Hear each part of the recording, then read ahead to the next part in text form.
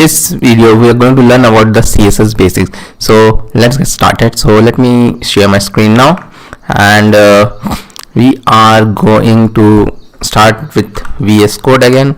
So I am in a folder CSS Basic. I am starting my VS Code. So here is my VS Code empty folder, just nothing there. Here, as usual, we will start with the index.html. So let me tell you what is CSS. CSS stands for Cascading Style Sheets, and CSS is also considered a bit of right brain, and generally developers struggle with it because it is a more artistic, means you can create beautiful websites with it. The earlier things which we have done with HTML was very ugly, so CSS is used to beautify things. So there are three ways to use CSS. We'll learn the three ways first: inline CSS, internal CSS, and external CSS. So let us do that. And first, just like in the previous part, index.html, see, I will do the tab and it will be done. And then here CSS Basics I will put, and the internal CSS means directly in the HTML element we'll use. So h1 is there, and suppose hello world is there. Okay, so anyways, this will look very ugly. Let me open it live server. As usual, it will look very ugly. Okay, so hello world is there. So we will style it through CSS directly here. Okay, so what we are going to do, the inline CSS here, style equal to anything you can give me. Style equal to maybe, yeah, text align center. Why not text align center? Text align center, and color blue. So the problem is with this is that there we cannot write a lot of CSS here, and it's look very ugly also in the code, I am telling. So I will do this two things. So I suppose I have 10 CSS properties, then what will happen? See, it will be done. The center is done, and the color is been changed. So this is inline CSS. Then I'll see the internal CSS. So internal CSS means here also we will create the CSS in the HTML file also, but inside the style tag. Okay, so let me have a paragraph, and let me have lorem 20 as usual, and then I'll press tab, and this lorem text will be there. So inside this head tag I will have a style like this, and inside this I will write the CSS. So this is much better than the way we have done here. Inline CSS, internal CSS is much better. So style I will run, and p color is brown. Yeah, color is brown. So let me save it. See, the color become brown. Okay, p tag color become brown. So this is internal CSS. But the most preferred way is not this. The most preferred way is external CSS. We'll have an external style sheet which will be linked to our HTML, and that is how we are going to use it. Okay, so let us have that external style sheet. Styles.css I will write, and here we will write all the CSS, but we have to link it with the HTML. So how we will link it with the HTML? We will link it with the HTML with a link tag, link, and there is a CSS link style sheet, and this styles.css like this with the link tag. We'll link it. Let me link it. After that, I will have a h3 which will say CSS Basics course. Save it, and then I will have the CSS like h3, background color is aquamarine, and color is white, and padding is 1%. Me save it. So So these are all CSS properties. Background color means the background color or the text or anything. Color means the text color or something, and padding means the padding. We'll learn more about the padding later on, because in the box we are going to learn box model. So if I do this and if I come back, see, CSS Basics, the background is aquamarine, color is white, by default it will be black, and padding also is there 1%. So it will contain this. Without this padding, see, it will be like this, and with this padding it will be like that. Okay, so all around, it means padding all around. So what we have, I want to show something which is, yeah, this thing, CSS selectors. So here we select, it means it can be p tag, h1 tag, whatever tag we want to select. Later we'll see that we can use classes and IDs also. Then this is the property and this is the value. So property may be font size, and this is known as declaration, and this is the value, and it goes in the curly bracket, and each of the properties, they come like this, means font size and all this. After that there is a semicolon is there. After every property, semicolon is required. Okay, and it is not good to write it like this. It is much better, means it is you shouldn't write it in one line. It is much better to write it like this. Each of them come in the separate line, so this is preferred. Okay, so this is how it is. CSS is there, CSS properties are there. We're targeting the h3, and then this background color, and two more are there. So now we'll see the colors in CSS. Colors are very important in a website. So colors in CSS, there are actually 4 ways to represent colors in CSS. So we'll see all of them. So the first one, let us see, which is the hexadecimal way, which is a very popular way. So this way which you are seeing, it is a color name, directly the color name we are giving. So modern browser supports at around 140 colors. So this aquamarine, so this kind of a lot of color names are there, aquamarine and all. So this is one of the way, but the most popular way is the hexadecimal one. We give a hexadecimal. So hexadecimal starts from hash 0000, which is for black. So 6 times the number is there, and then it goes to its white, which is hash FFF 6 times. So let us see that. So see, this is the HTML color picker. You can get color picker from anywhere. So as you can see, it is starting from hash 000 and it is going towards send. So means from black it is going towards white, and all the colors falls in between that. All the colors fall in between that, and what is there. So you can select like this. See, so this type of color pickers are very good to pick. So you can pick it and then you can choose it. And the hexadecimal number, you don't have to learn the hexadecimal. Nobody can learn. There are millions of numbers are there. So this is the hexadecimal number. Okay, and then hexadecimal is there. Then now we will look into the RGB. So this color names, this is also there. So this all sites I will give you. So these color names, as I've told, there are 140 colors, and all the colors names are in this site. All the color names, whatever you, slate blue, dark slate blue. This is a very good color chart use. I use it. Very nice color. Cyan, and all these things are there. Very good colors are there. Okay, so these two are there, and then the other thing is. So we have seen 2 things, RGB, this hexadecimal and color name. Now there are another thing which is known as RGB, red, green and blue. Okay, so red, green and blue, actually we can see this red, green and blue here also. See this RGB stands for red, green and blue. So how much red is there, how much green is there, how much blue in there in any color. Actually every color in the world can be formed through 3 colors, red, green and blue. So it gives how much redness is there, how much green is there, how much blue is there. So this is known as red, green and blue. So this is also popular form, and the last form which is also there, but it is not that much popular. The most popular is hexadecimal, followed by the RGB and followed by the color name. Okay, and HSL is also there. HSL stands for, let us go, not this, HSL stands for hue, saturation and lightness. So this is again a very good article. Hue, saturation and lightness.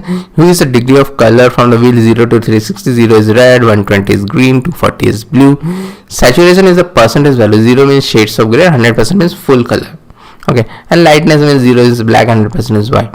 Okay, so this is how it is given. It is given. So if I increase this, this is 100%. This is, see, so this is again a good calculator to do that. HSL is also there. So these are the 4 color systems. Okay, so let me go back, and now we'll use these color systems in our project. Okay, so let me come here. Body, yeah, we can target the whole body, and the whole body is a good way to target because it is a good way to give the background color for the whole body actually. So background color will give hash f4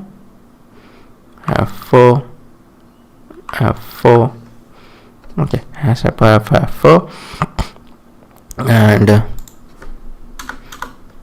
h1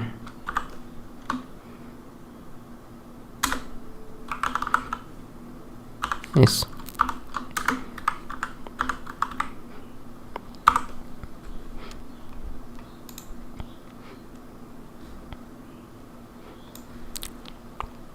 let me do one thing. Let me comment this out and comment this out also, because we will directly use the style sheets color now. Okay,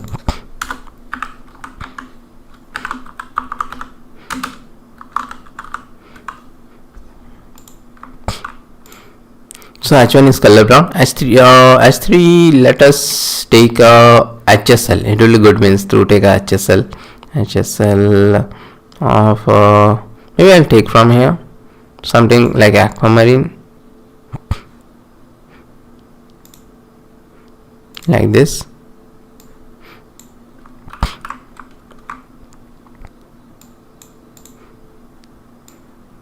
So you people can refer to it, that HSL color is also there. HSL I have choose for h3, and the paragraph I will choose the color as RGB 123 comma 49 comma 49. Okay, like this I will choose. Let me save it now, and if I come, yeah, those are been chosen. Okay, so the different ways to use color. So now we'll see the fonts in CSS. Fonts is very important for our site. So there are different fonts which are available in the browser. So, and the most important property here is known as font family. So font family will give, and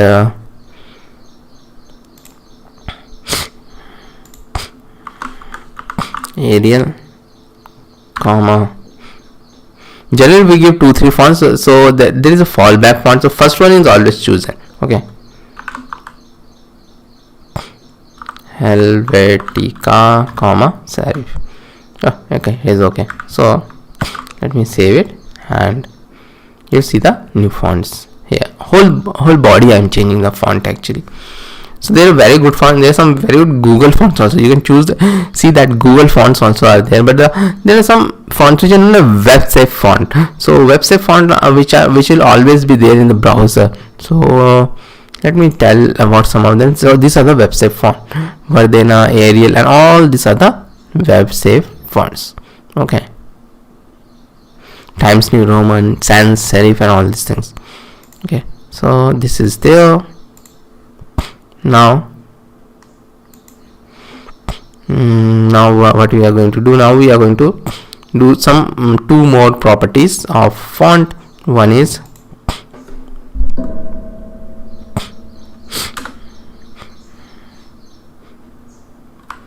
font size. Font size is 20px. So 20px is one of the measurement unit. So 20px means pixel. Okay, and then font weight is let us take it bold, and so see, font size has increased and the boldness have also increased. So there is another thing known as line height, 1.6 em. Em is another unit of measurement. See, the line height have increased, so this means the height between the lines, line height. Okay, so now we as we have seen px and em. What are these px and em? So px is the pixel, px is pixel, and it is simple like 1 pixel, 2 pixel, 3 pixel, it will increase by them. Em is the font size according to the parent element.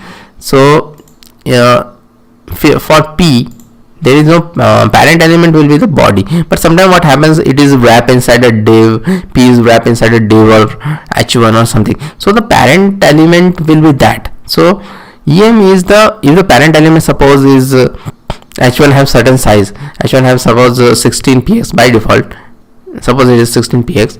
So what will happen, the paragraph generally paragraph doesn't contain within the h1. Suppose a div is there in which we have given it as a 16 px. Okay, suppose just suppose this div is wrapping it, this div is wrapping this p, and it is 16 px, and this size I have given font size as 16 px for this div, and the div have contain many other things. So the so for all the children, 1 em will be equal to 16 px. This is known as em according to its parent element. And what is this 1 rem? Okay, 1 rem, there is one something known as rem also. So rem means it doesn't matter, means whether it is a parent element, div, or all this, it is nested or not, it doesn't matter. It will always check it with the root, which is the body. So by default body have certain font size, like 16 px is the by default font size, so it will be according to that. 1 rem means 16 px, 2 rem means 32 px, so something like that. Okay, so that is what rems are. So now we will see the classes and IDs. As we have told, means it is very difficult to give styles like this h1 h3, and this is not a good practice also. What happens is that this becomes global styles, and this messes up with the CSS a lot. So there are two ways to tackle HTML element. One is the classes and another is the ID. So the only difference between the classes and the IDs are that classes can be used multiple times at different places, but IDs can be used only once. So let us use the classes. Okay, so I'll wrap everything with a div node. Again, this is a shortcut in VS Code, div dot, and I have pressed tab, so everything I will put here. Okay, so box 1 here, and similarly let me copy it again.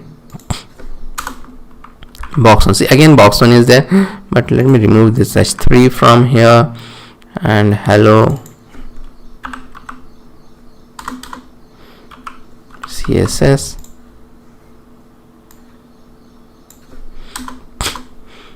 Let me make the lorem a bit less. So this is how the classes are used actually, means this common thing is used. But suppose I want to use some style for this, so I will give the id here, id equal to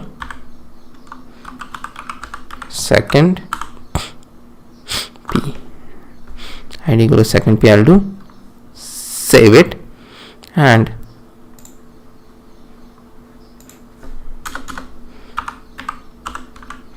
box 1. So directly again, and the classes we target by dot we target. Okay, so background color is light yellow, and just a background color I am changing, and IDs we target by hash second p,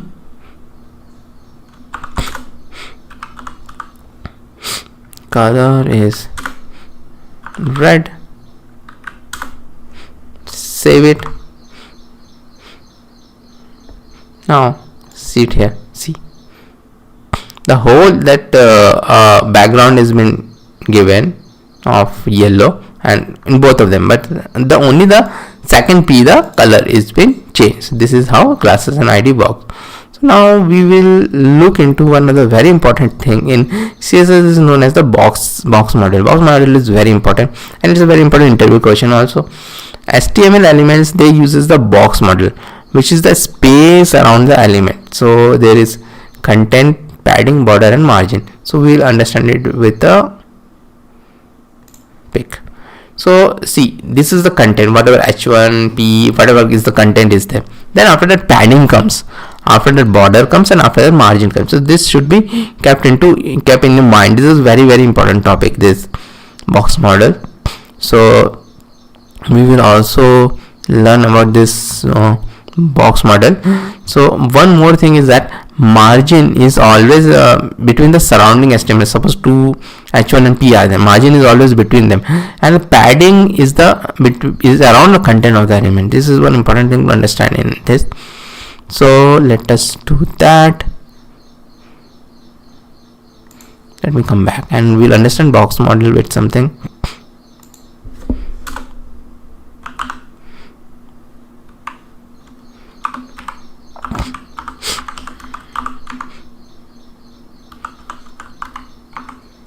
Okay, so just the ID with box model is there. So save it and let me take this.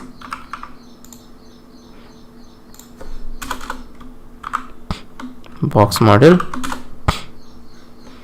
background color is light gray, width is 300 px, border is 15 px, solid green. So this is how we give border. So the size is 15 px. It is solid. There is something known as dashed also, and green is the color. Okay, so then the padding we have to give, padding is 50 px, 50 px, and margin is 20 px. Okay, so all this thing I will save. And one thing is there, I don't want to see this box model here. And let us see one thing. I want to see actually one thing. There is some features in Firefox Developer Edition. Let me see whether that is there till now. And let me open. Why to are open this like this. Okay, you can see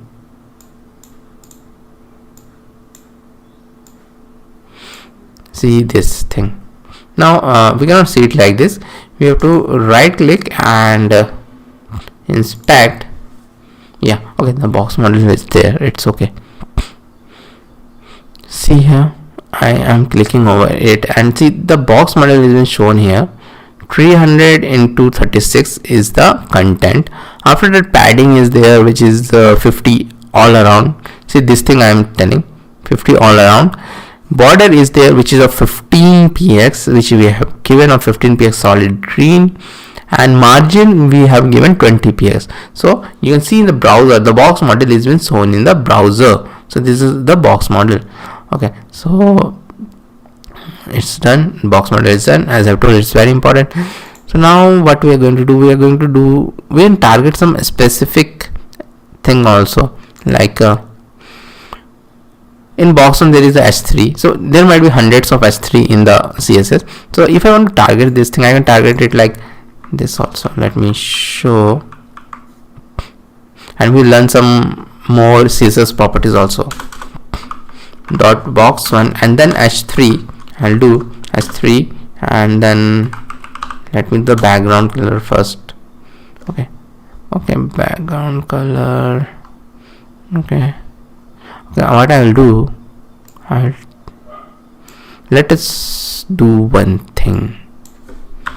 Actually there is only one h3, so dot box 1 h3. so I will do like this, background color, and these other things which were there from earlier. Then there is font family, as you can know, but I will make it Tahoma. Another font it is there. Font weight is normal, so there you can give values also, but not all values. There is something known as 800, 600, you can check it out. So and then font style is italics. So font style is italics, bold, so it will make it italics. So let me save it. Let us go back here, let me close it. So see, it has become italics. Font style is italics. And so now let's see some more property.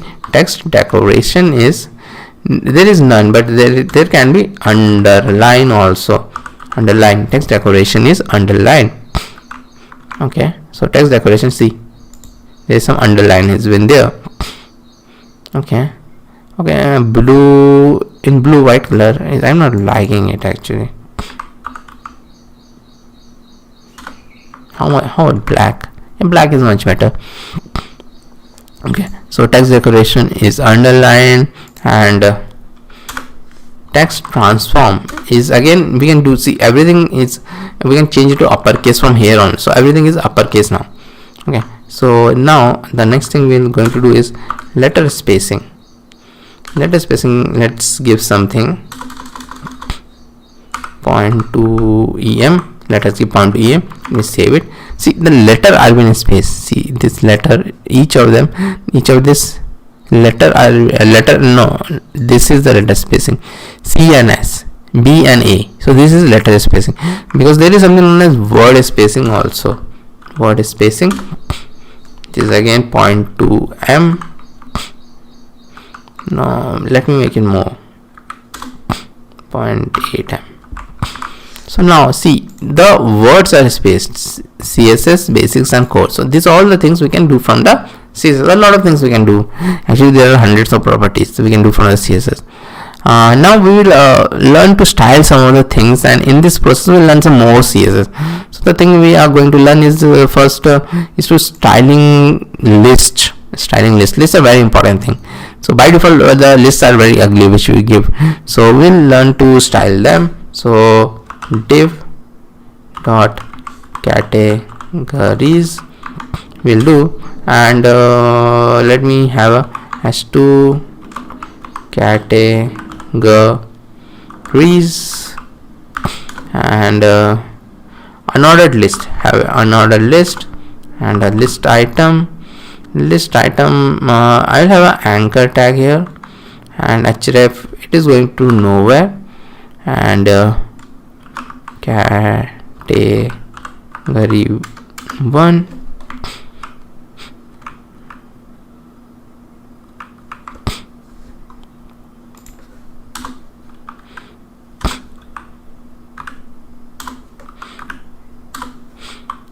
so 5 of them are there. Let me save it and see, let me see how it is looking. So it is looking like this, so not good, means, and these underlines are not good. Nowhere people give this underline in list nowadays. So and this also nobody gives, and this comes by default in an unordered list. So let us start to style them, means, and let me come here, dot categories, border, okay,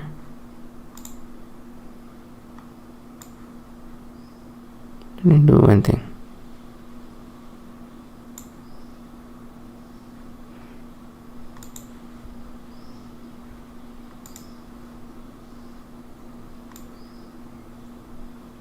Let me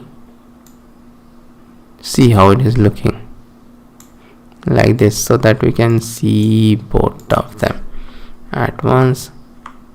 Border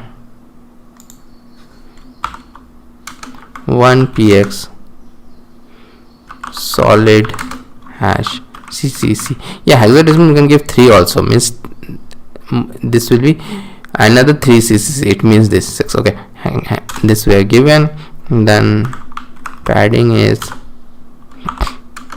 10px. Save it. See, the padding have become, padding gives this breathing space. This is a very good thing. Padding border radius is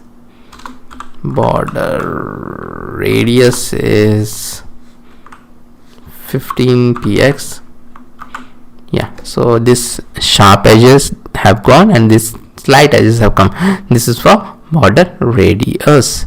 Okay, so now category we will target the h2 dot categories h2, and text align is not left, text align is center. If I save it, it will move to the center. Okay, then dot categories unordered list, padding is 0, and list style, this is very important, list style we will give none, list style we will give none, padding is 0 and list style is none. So list style will give none, that asterisk will go. Okay, list style will give none, that asterisk will go. Then we also don't want is anchor tag. Anchor tags are important because we have to click somewhere, so the anchor tag also we don't want. So what we are going to do, this categories anchor tag text decoration is none. Text decoration means that underline and all that will not come. Text decoration is none. See, and we'll change the color also. By default this blue color is not good. Color is black. I will give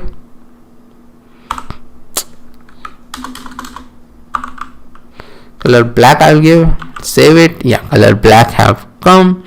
And now I want to change the hover property. So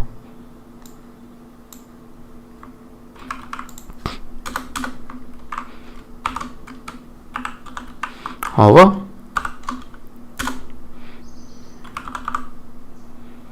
color is red. Save it. See, the hover property, the color is red. So now let's target this li. Not categories li. I will target not L1, it is li.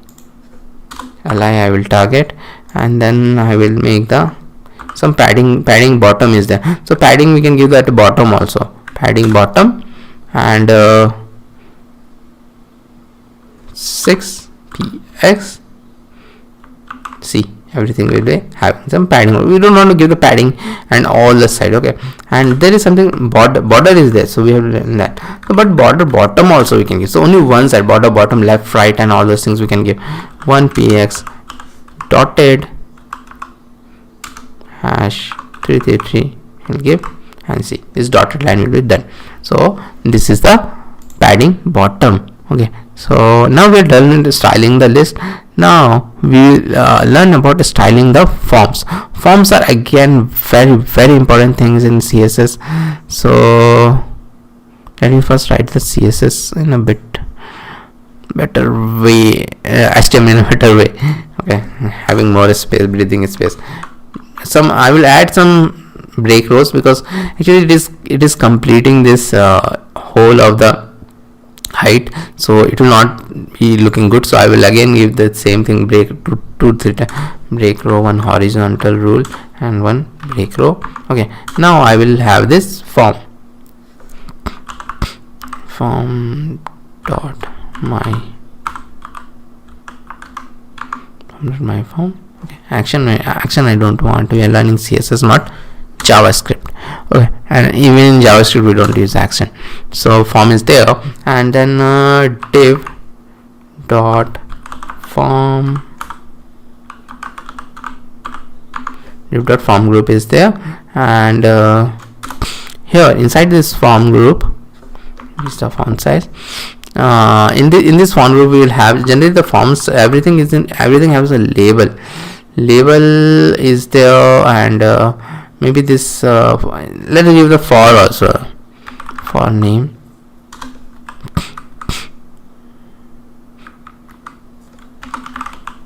name like this, input type text. So if you give for, we should give id also, actually id, so they are linked actually, id name, and we have to give name also, means name is another property, but in this case it is name only.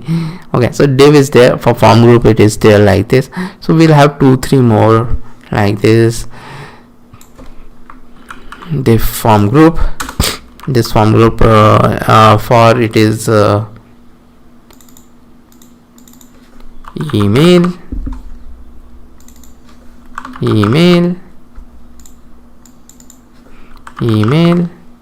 and everything is email actually, so everything is email. Okay, so everything is email, and now let us have a message, and message will have a text area. So form group, and label is for message, but instead of this input we'll have a text area, and text area doesn't have a type, but here id we can have id because we have the for, so this will be message, and this will be message, and this will be message, but text area are always ending, so like this they are ending. Okay, so text area is there, save it, and let us have a button also, and input button will have type text which comes to the form, input. See, so many things are there. Input type is submit, class is button,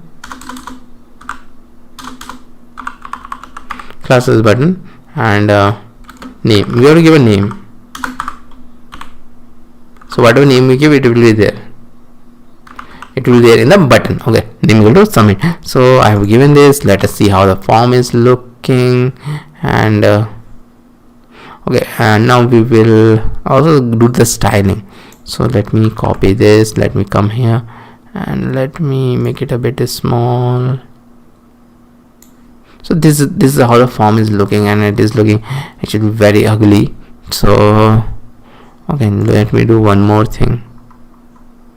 After this form, let me add 2-3 more break row so that I have some breathing space. Okay, so it is looking very bad, and let's just fix this thing. Dot my form, everything is fixed by giving some padding. The first thing which you should give is the padding, 20px. I will give. See, now the padding has been given here all around the form. So then after that I will target my form dot form group, my form group, and padding bottom is 15px. I'll give, and 15px padding bottom, all of them, all of the form group, this padding they are having now. Okay, and then the labels I will target my form label, I will target, and so by default, see the labels are and the input boxes, they are together. See, all the labels and the input boxes, because they are inline element. By default, they are inline element. So we can make it block level element with display block, and I will save it. So it will go in it separate lines. So this will happen like this. Okay, display block will give, and then after that my form. And there is something more which is known as means I want to target the input. I can directly target the input, but suppose there are more inputs on the HTML, just like in our case I want to target only the text input, and we have means like the email input also. But okay, one thing, actually we should make this also text type is, let me make it text. Maybe some other case you can take it email, but I want to make it text only. Okay, input, suppose there are many other inputs also are there type, but I want to target only the text, so type is text. So like this I can target. Okay, type is text. Okay,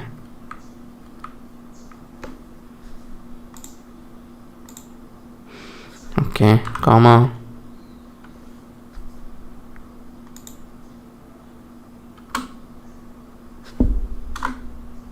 okay, comma, and now the other thing which I will target is dot my form and text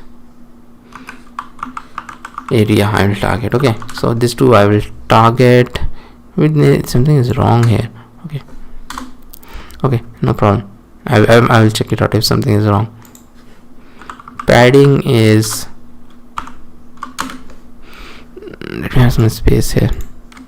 Padding is, why it is showing like this. Padding is 8px. 8px is the padding, and width is 100%.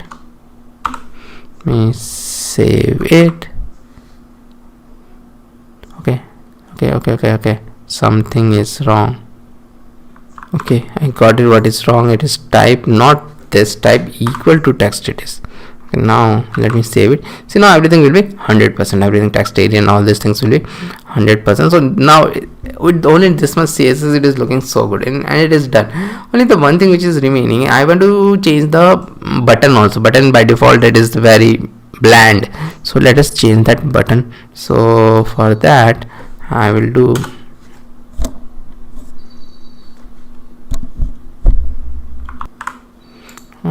yeah, dot button margin is 0.2 m and 0, and padding is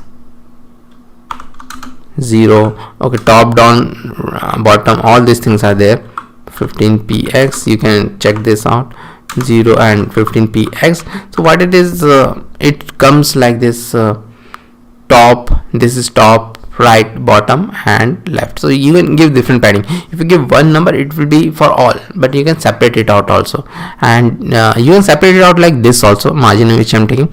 So if it is two parameters, it is top, down, right, left. Okay, and this is the complete form.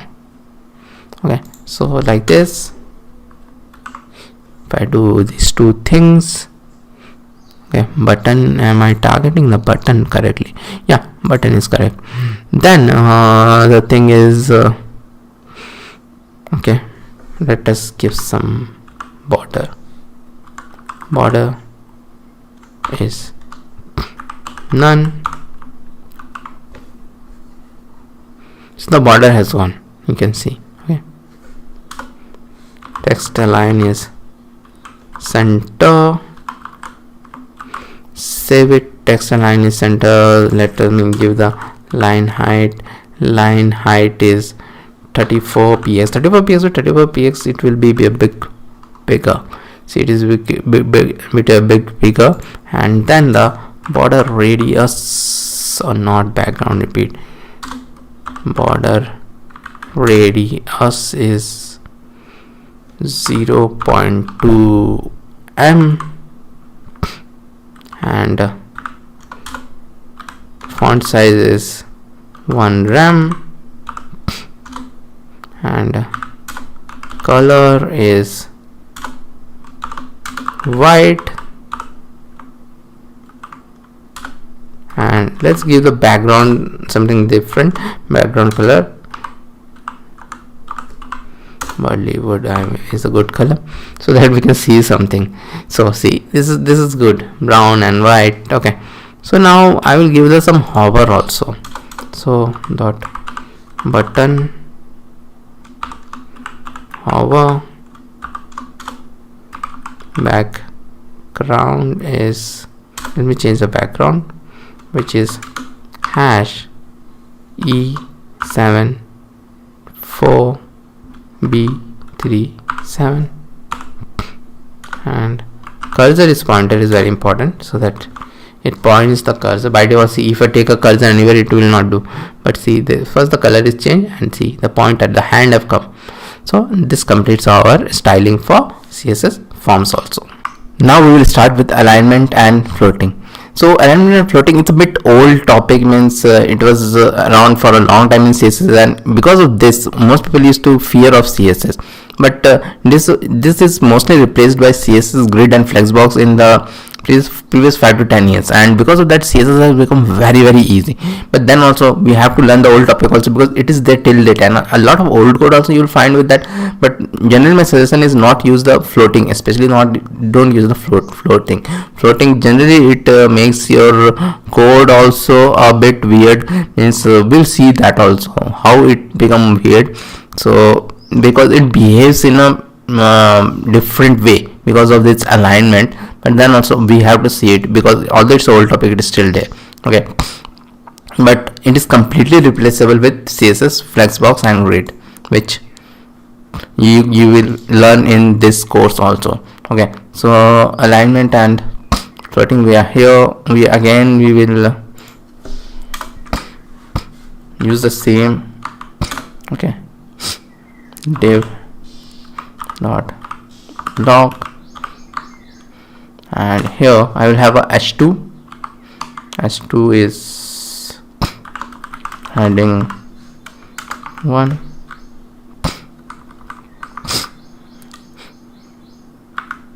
and a paragraph tag of lorem 10,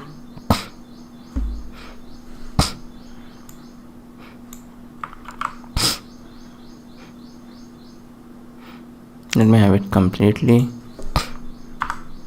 and again lorem 10, same thing, heading 2, heading 3. So these 3 headings I am having, and let me save it. Okay, I have saved it, and now let me have some BRs here, because it is already at the end, so it will be not be shown good. Okay, so BR and BR, and let me have one HR here, horizontal rule. Okay, and yeah, this is done. Let me save it. Now if I go back, so I have this thing. So by default it will take the natural order. So natural order means because it is a div, and h1 and p are there, so it will take the natural order whatever it is there. So now what we are going to do, now we want the 3 block to be in a vertical fashion. Okay, and occupy 33% of the space. So we will do this by, there is a property known as float left property, which is to float an element to the left. So we'll do that. We'll do with that, and for that we have this block. This block is there, so I will come here, then not block, float is left, width is 33.3%. Save it and see everything has been done. Okay, Now with the float, we always have to do one thing, means generally it messes up with the things which comes after that.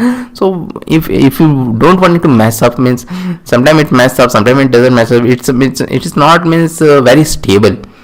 Yeah, so what we need to do after we float something, we have to use an empty div. That is a way to fix the issue, and that empty div generally we give it a name known as clear fix. Okay, so let me come here and see this div block is ending here, and after this I will have to do a div dot fix. Okay, just like an empty div, I have to give, save it, and we have to give some styles also for this. So we have to give this dot clear fix, clear. There is a property known as clear, and I have to do both. So we have to clear the float. It will not change anything here. It will not change anything, but that natural flow, and actually what it is doing, float is removing the element from the natural flow. Natural flow is, but div means one after the other, so it is removing it from the natural flow. So we have to anything which comes after that, it will also be removed from the natural flow, so we have to fix it. So that's why this clear fix thing we do. Okay, so this is done. We can now we can do a 2-column layout also using float. Let's do a 2-column layout using float. Okay, so div hash main block. Okay, one more thing, if I give this 2-time underscore, so this is a special type of syntax. What is the best thing in that is that I can directly select it like this, and this is a special type of syntax. H2 heading p tag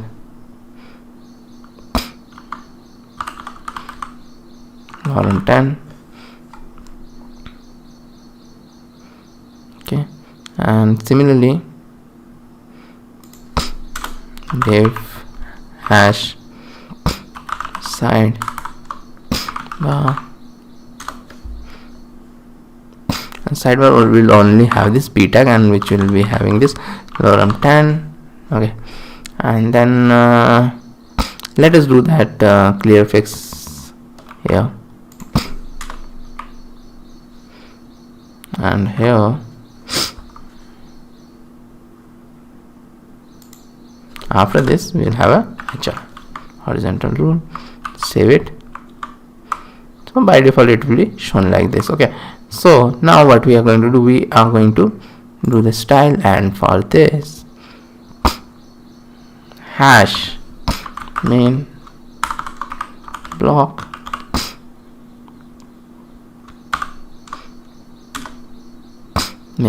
and float, just like float left. We'll just see now float left, and width is of not of 100%, width will be of 70%, where 70% width is there, and then hash, just like a sidebar we are creating, side bar float. There is something like float right, so we can use that also, float right. So it will float it to the right as the name says, and the width is of 30%. Save it. See, now it is done.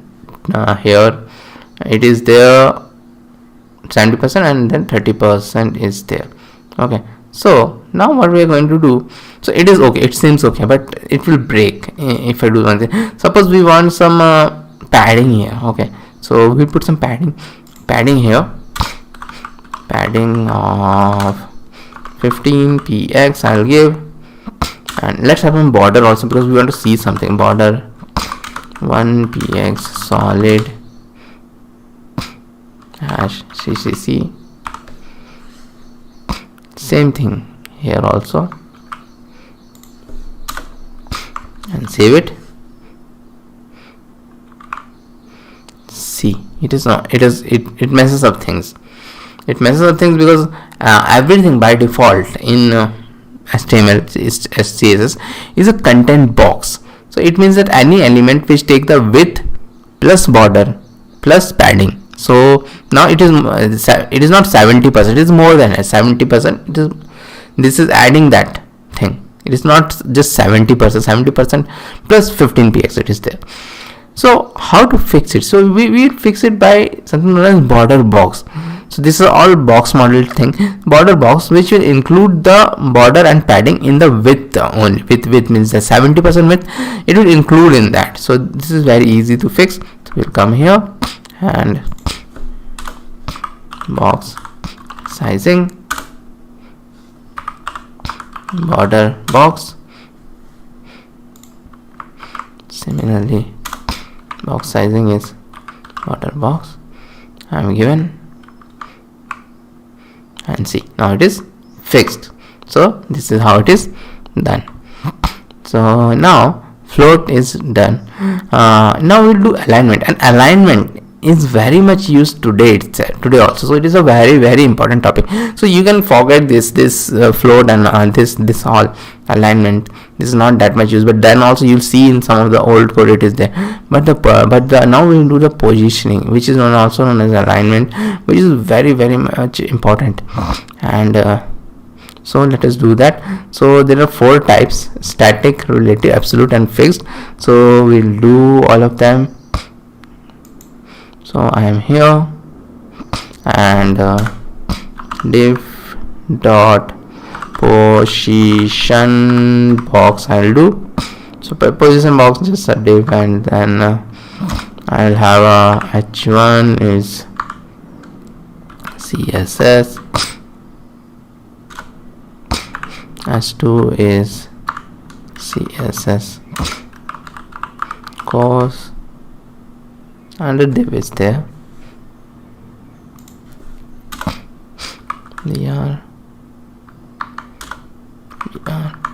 Okay, so this is there. Now I'll come here, and what is the name? The name is position box. So let us give the styles for that. So position box I am giving width is 800px, height is 500px,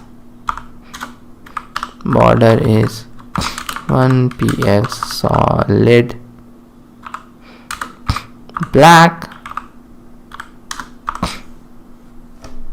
Save it. So see, it is like this position box. It is just like this, it is coming. So by default every element is position static, means it will take the natural flow, but we can move this natural flow again and move anywhere we want. Okay, so that is why positioning is very important. Sometimes those some little CSS fix we do through positioning, which the designer gave us and which is not possible, and we can move every element, we can move. Okay, that is not right, but every element we can move. And sometimes it is required. Even with Flexbox, sometimes it is not possible. Okay, so the thing is that now position static is by default, it is there. Now we'll look into the position relative. So we will move this maybe this h1 to a position absolute. So by position absolute we can move one element, top, left, right, bottom, anywhere we can move. Okay, so I'm coming here, and position box I'm taking position box h1 position absolute, top is 40px, like this, top is 40px. Let me save it. So now you'll go, now you'll see where is CSS is gone. CSS was there, h1 was CSS. So if I come up, see the CSS have come here. So why it has come here? So position absolute, what it does, it takes the whole page as its parent. So h1 will be 40 px from the top. The whole page is parent and h1 will be 40 px from the top. Actually this is not a desirable thing, means we don't want from the whole page. So we want the parent it to be moved according to its parent element. What is the parent element here? h1 parent element is this div, so we want it to move according to that. So that's why what is there, position absolute is always 100% of time it is used something known as position relative. We make the parent as relative and then it works, means just like this, whatever is its parent, so we will make it, so you will always see both of them are used together, position relative. So nobody want to move with comparison to a page. Maybe sometime it will there, position relative, but very less time, position relative. Now see what it is come, so it will move according to that. So 40 px it is very difficult to see, so let us move in some different place for maybe 140 px and left is 200 px. Now see it is moving. Similarly I can move the h2 also, h2 position absolute, top is 240 and left and no top, let's do the other one, bottom and right. Let's do this two, so then we can understand that these are also there. And see now it is moving according to that. So this is the combination of position absolute and position relative, and it is very important. Okay, now we will learn about another thing which is known as position fix. This sometimes happens, suppose this button is there and I am scrolling but it is going down. A lot of things is that you want people to subscribe to your mailing list or something, so I will put a button here which will move along with the page. So how to do that? We generally do that with something known as position fixed. So let us do that.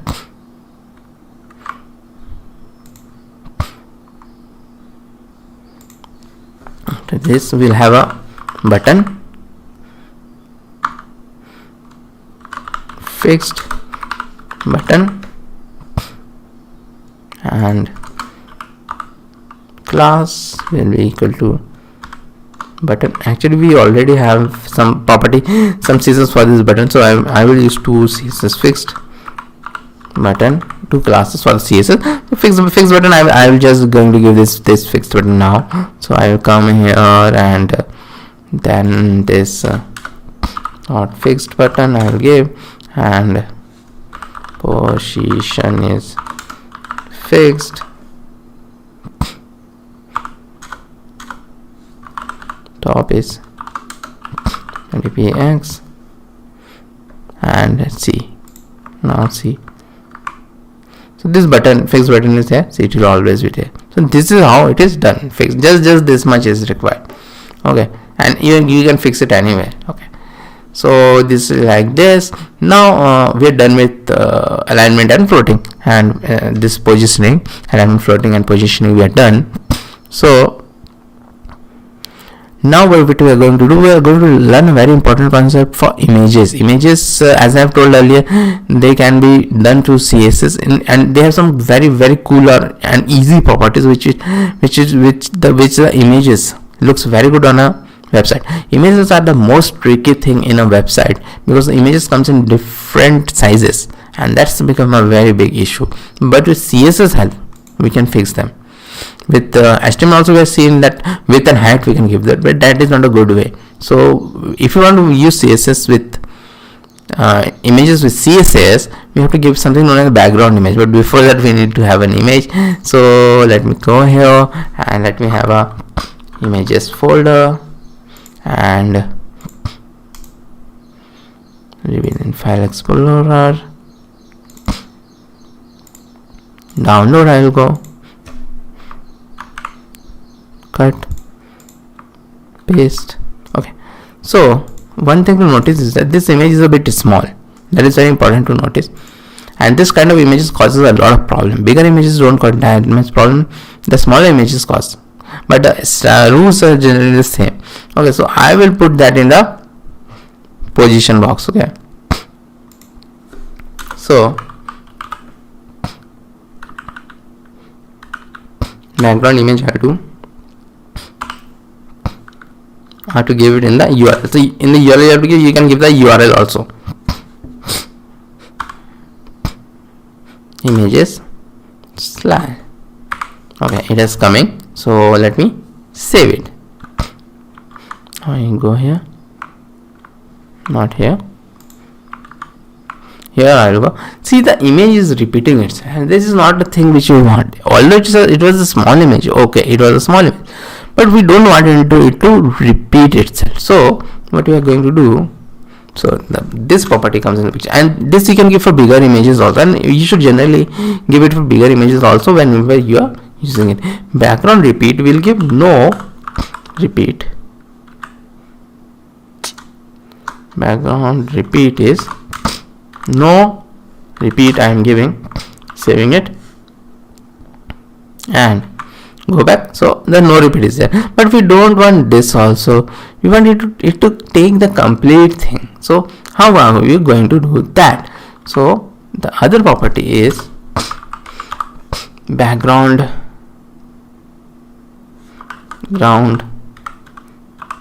size is cover. Okay, background size is cover, and see, it is covering everything. And this you can give for bigger images also. So images is that easy, and there are some other good property also, you can see them. So now we learn about the last topic in CSS. Okay, so that last topic is pseudo classes. We can have some pseudo classes also in CSS, which extends the target of the class. So we'll do that. So I am here, and horizontal rule and a break row, and then I will have a unordered list dot my list I will have, and then I will have a list item there is another shortcut is there into 8. So like this I can give, and I will give item 1. Okay, item 2, item 3, item 4, item 5, item 6, item 7, item 8 I will give. Okay, this is all I am giving. So all these items are there. So now what is there? Okay, so how it is been shown.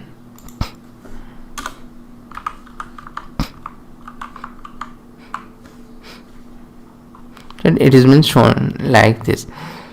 So what are we are doing? And let me put an horizontal rule also. So now we are going to look into the pseudo thing. Okay, so pseudo, this my list is there. I'll come here, and then my list, and in this my list I will make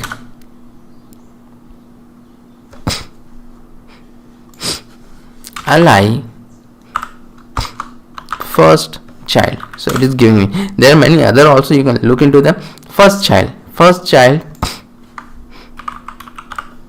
background is this,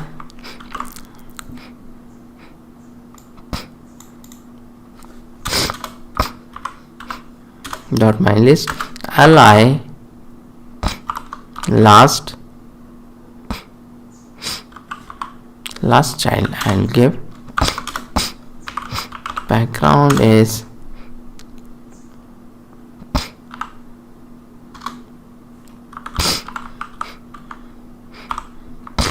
let me save it, and if I come as it was. First child means the first child, the first child, first ally of, and last child means the last one. So this is the thing. So see, this my list was in the UL. So UL's child means whatever inside it, the first item. First child means the first item, last child means the last item. Okay, so this is there, and we have another thing also, like my list ally nth child. So nth child we can give anything here. Let's maybe give the 5 here. Okay, so and then the, and this is very powerful, nth child. Yellow green, I will give yellow green. Save it and see the fifth child is been done. Okay, like this. So now we will have this something known as dynamic list with the help of this only. So let us do that. I'll copy this actually.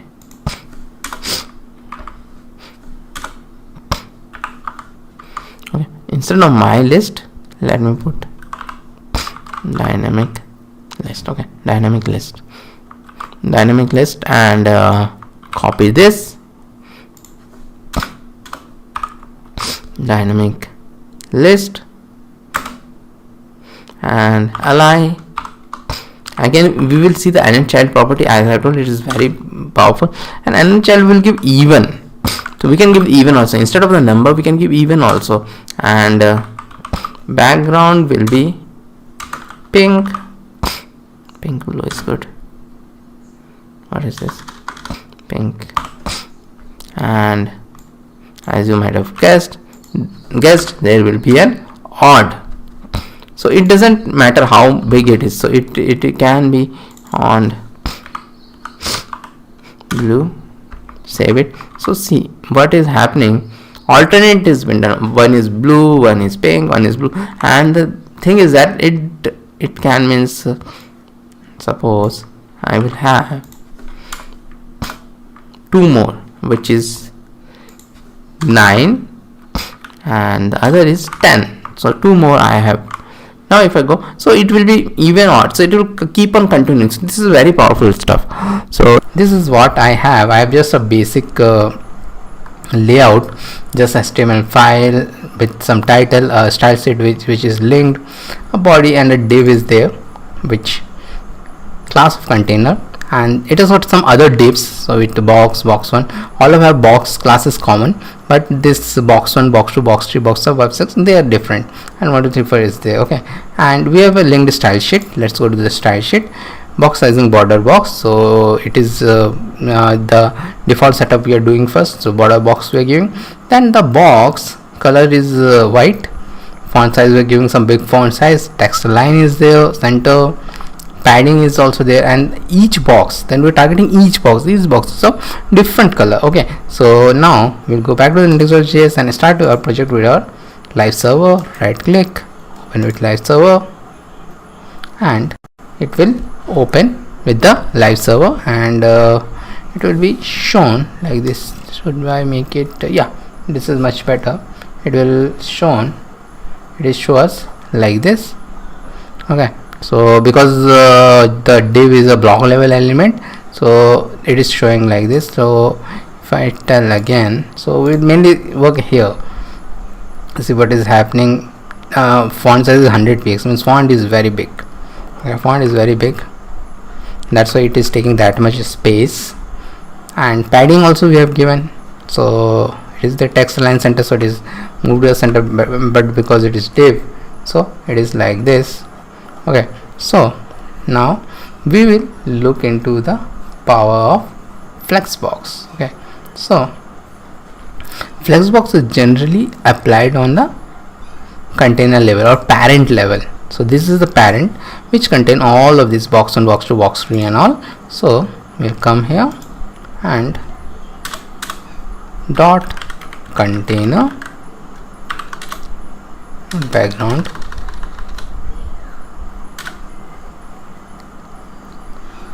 just we have to give this display flex, and let's give some border color also that we can differentiate it. Border 1px solid golden dot. 1 pixel is very small. Let's give it a big border, 5px. Okay, let me save it. Just we're given the flex and see now what will happen. So Flexbox is arranges all the div level element, which are block level element, into column element. Means it were all in the row. It was going from left to right, and now it has become have become columns. So this is the power of display flex or Flexbox. And we can see the border is going all across the row, this golden dot border which we have given. So this means the flex, it had whatever the width was for that. See, 1 2 3, all of them are of the same width. It is arranged according to that, and 10 is the width is a bit more because it has 2 digit is there, but all this space is left. So all this space is left. So here where another concept comes, which is known as inline flex. Although we don't use this that much inline flex, you will not see this that much in production level project, but it is there. So we have inline flex like this. I will do and see. Now see what will happen. See, now this golden dot box you are seeing, it is this much only. So this is useful in some scenario, but I have not seen this to be used much. Now we'll learn about flex directions, which is very important. Flex directions is very important. For that, first what we are going to do, first we are going to give a height of 100 vertical height. The height is 100 vertical height. Okay, so if I give 100 vertical height, what happens? It all stretches till the end. And let me make it back to flex.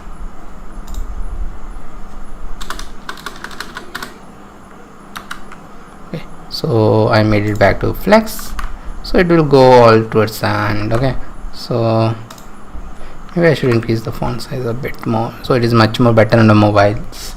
Okay, so now there is a property known as flex direction. So we'll see that flex direction, which is flex direction. By default it is row. By default it is row, and flex direction means the main axis is row, and which is left to right, which moves from left to right by default. Okay, so there is another thing known as flex direction, which is column, which means it will move from top the main direction. See, this is one very important concept in Flexbox. The axis, main axis will keep on changing. So if we make it column, the axis will change from top to bottom. It will go from top to bottom, or in normal case if you don't give anything, or if we give a flex direction row, it will go like this, left to right, left to right. Okay, so like this is there. Now we will now learn about another thing known as flex wrap. Flex wrap property is also very much used, so let us do that. Okay, so let me remove this column and let me make the box of width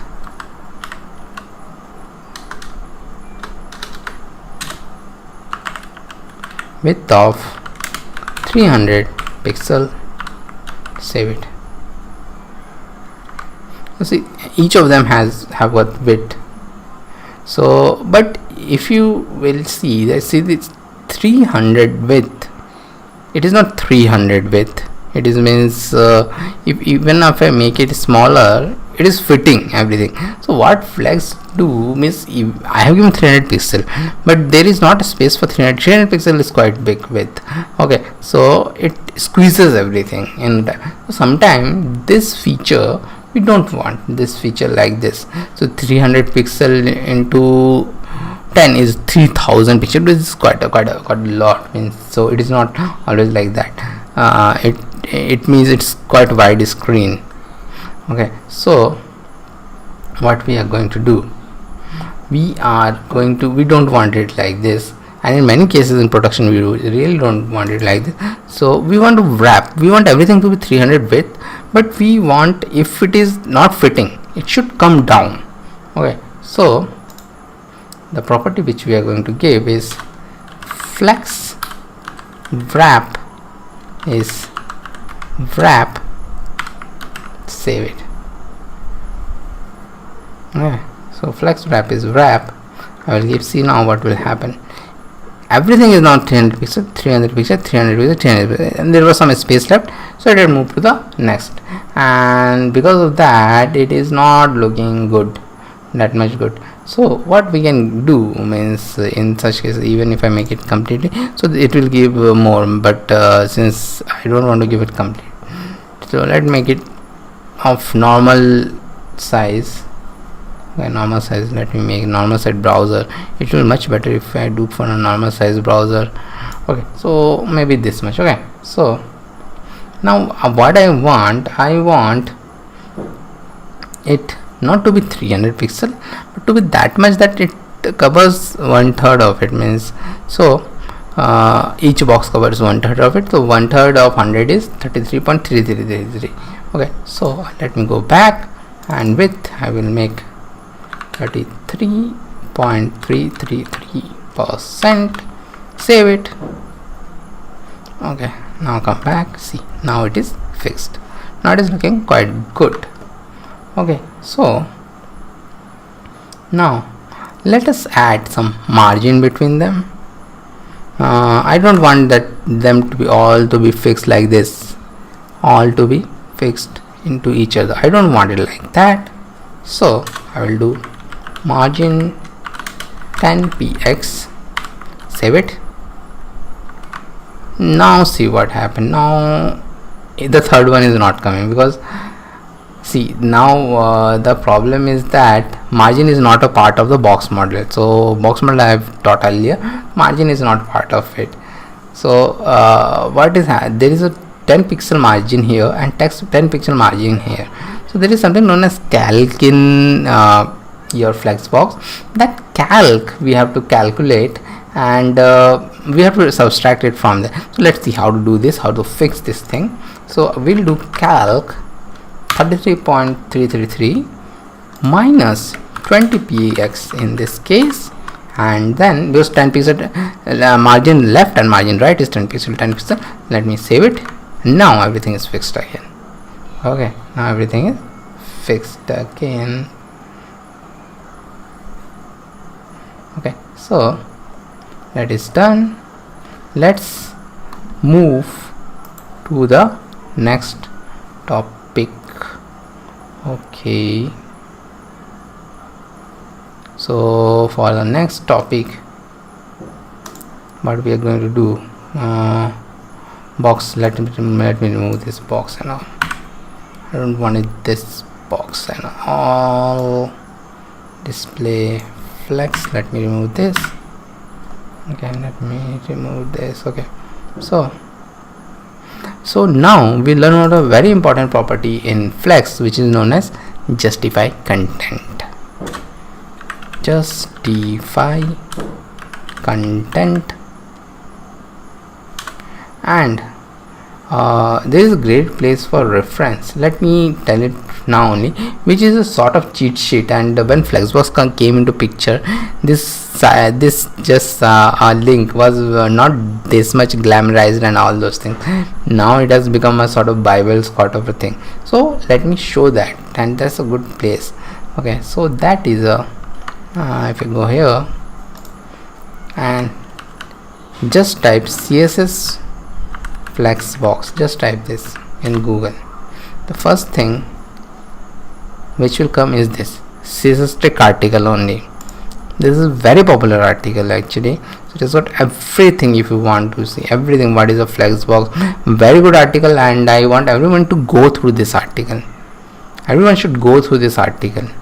Okay, so flex wrap and all those things are there. Okay, so what we are going to do, we are going to do the justify content. So as it says, this defines the alignment along the main axis, whatever is the main.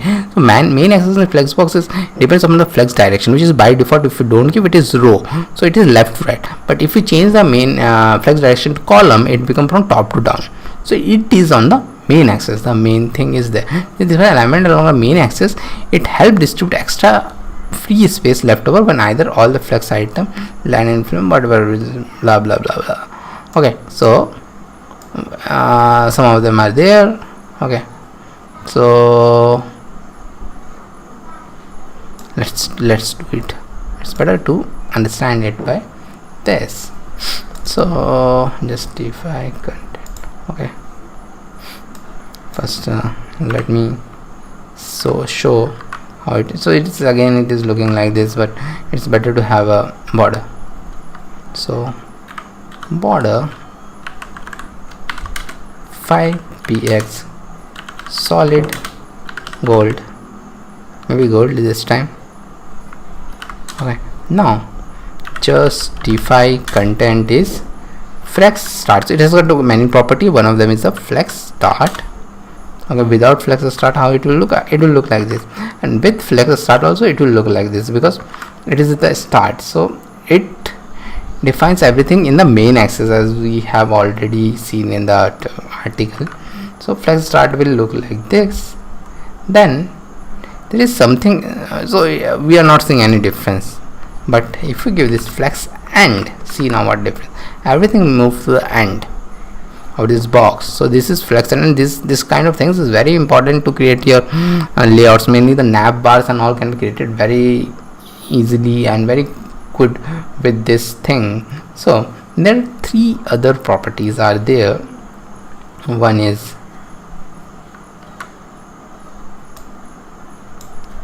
space around. Let's start with this space around. This is some of the space is remaining, but space around is like this.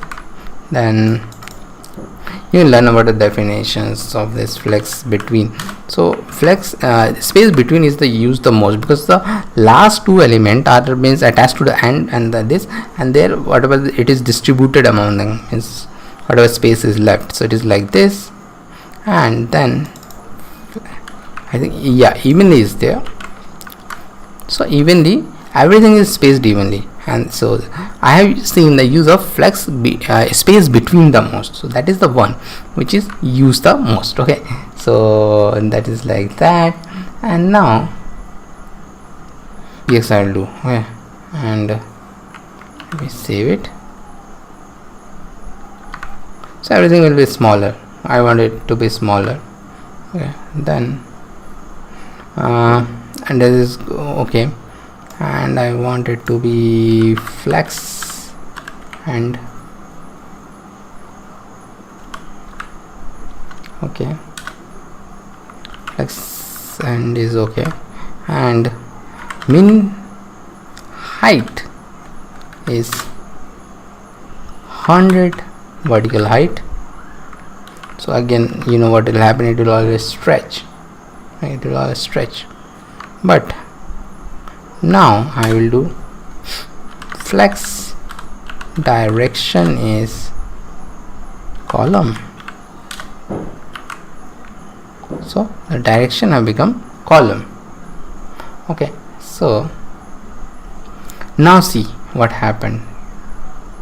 So flex direction have become column. So now what happened? Now the main axis is from top to down. Top to down is the main axis. So we are actually looking justify content only. It is top to down. So if you give this justify content, so flex end means that it is the end, because now it has changed from top to down. The main axis have become top to down. So now it is at the end. And similar, so we have to visualize it like this. Okay, if we change the flex direction to column, then the main axis changes. Now justify content will be like that, from top to down. Generally it is left to right. So this is very important thing to visualize, and this is something in which people make a lot of mistakes in Flex, and that's why sometimes I also prefer CSS Grid over Flexbox, and it has got more features than Flexbox, but both of them are used equally. So there are some use cases where Flexbox is good, but most of the thing is that you can use CSS Grid for almost everything. If you ask me to master one thing, I will say go with Grid, but let's move ahead, and like Flex End, let's go make it Flex Start. Okay, so as you might have guessed, with Flex Start it will move to the start. Okay, so similarly we have other properties like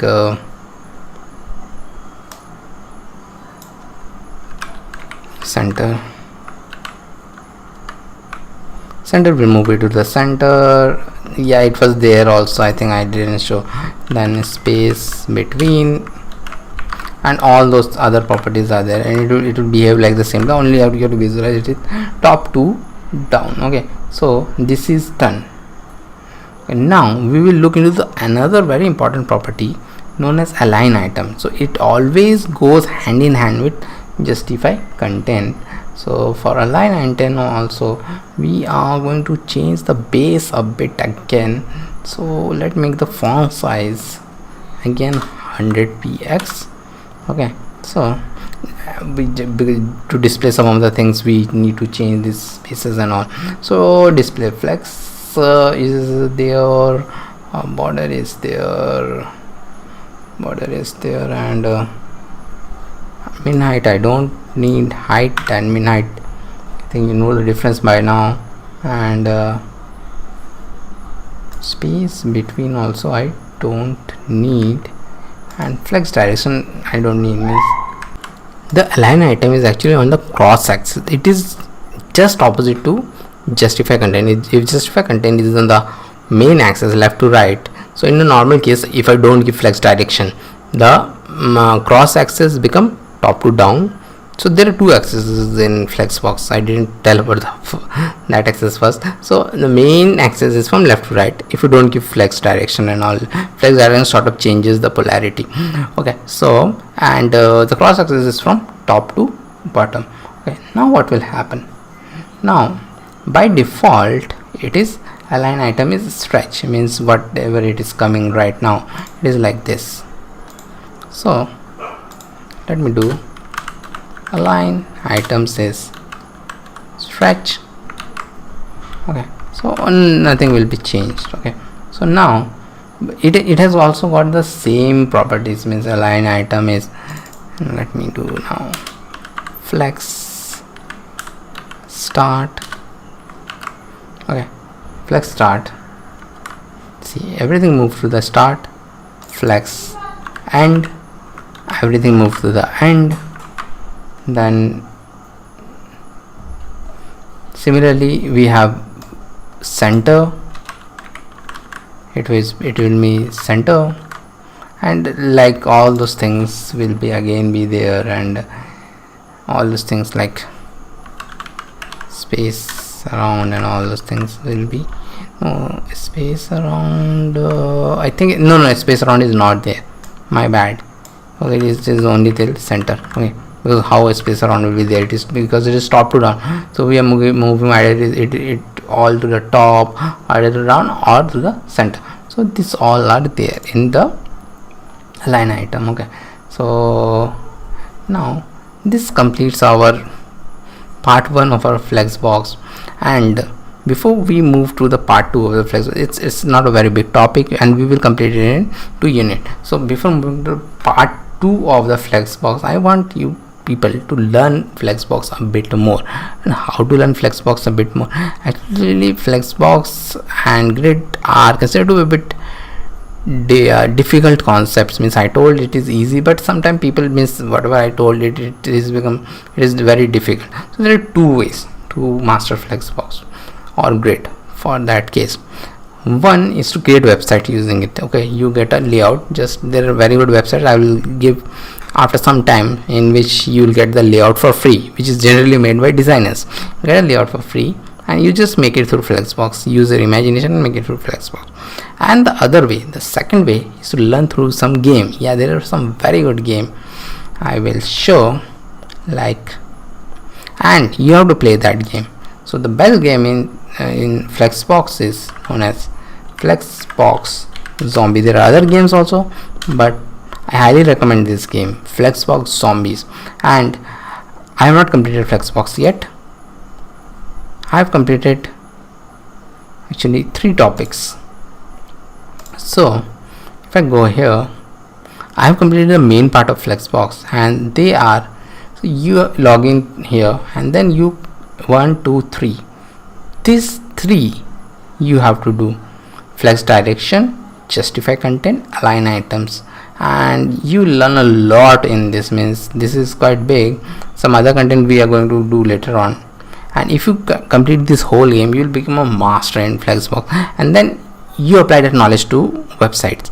Then you will be, means, super focused. Then you have to make those websites every now and then, okay, or else you will keep on forgetting. So if I go here to the it is loading, let it get load. Okay, so flex direction, see, like the chapter 1, and this is it has got a very good story kind of a thing. And make sure the volume is also there, so some good story lineup is also there and all those things. Let me go next and next and next. So you can read the story is also very good actually in this. So the crossbow is the best weapon, so we have LCD screen, that is very interesting. Go ahead and you have to write display flex. So it is showing that flex, this is because the flex direction setting is row, so it is all same. Tell me, the music is also quite nice. Okay, so now flex direction, yeah, there is something known as row reverse also. I didn't told that much, but it is similar to row but the reverse. So you will learn a bit more also in this row reverse, because I want to teach everything which is means very much required. So as I told, row is left to right, row reverse is right to left. So then I go to next level. So like, see, now it is flex direction is column, so like this, flex direction is column, so it is from top to down. So it is like very good, like column reverse is also there. So flex direction is column reverse. So like this you have to complete it. So not completed anymore, it's a very addictive game. And this is, we have some basic codes again. So under day 2 this is a different code. So again box 1 and 2 10 are there, similar to day 1. And we have a style sheet attached. Let's go to the style sheet.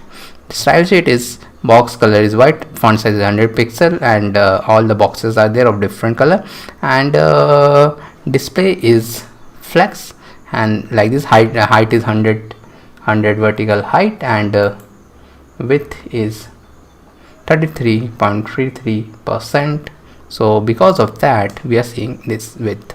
Okay, so that's, after that what we are going to learn today, we are going to learn something known as align content today. Okay. Align content. So what is align content?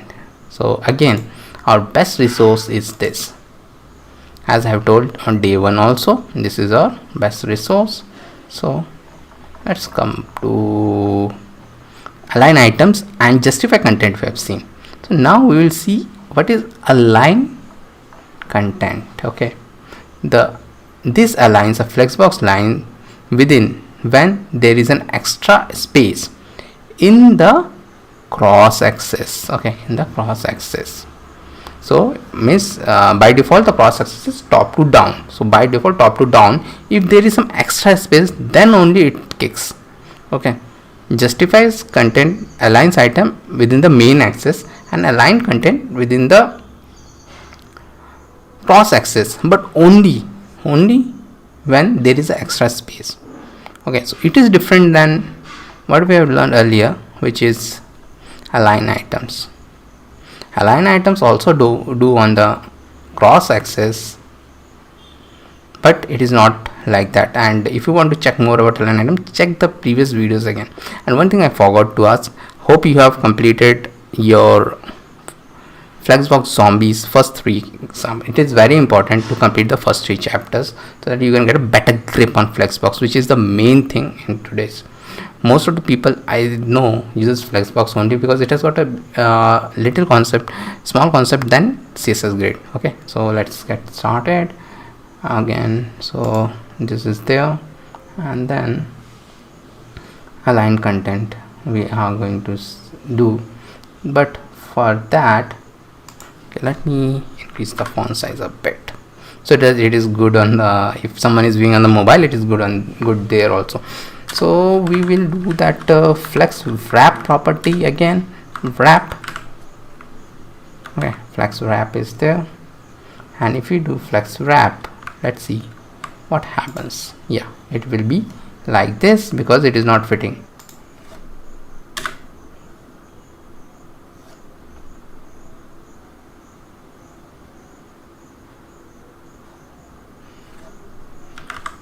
Align content is, again, it will have flex start.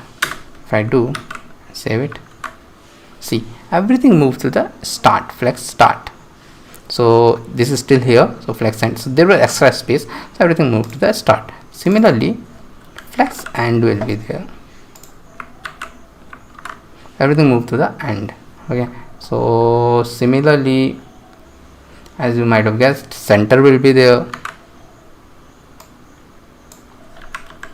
center is there, so everything moved to the center. So like this. Here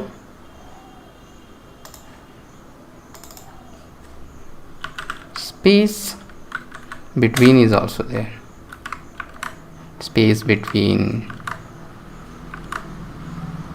space around,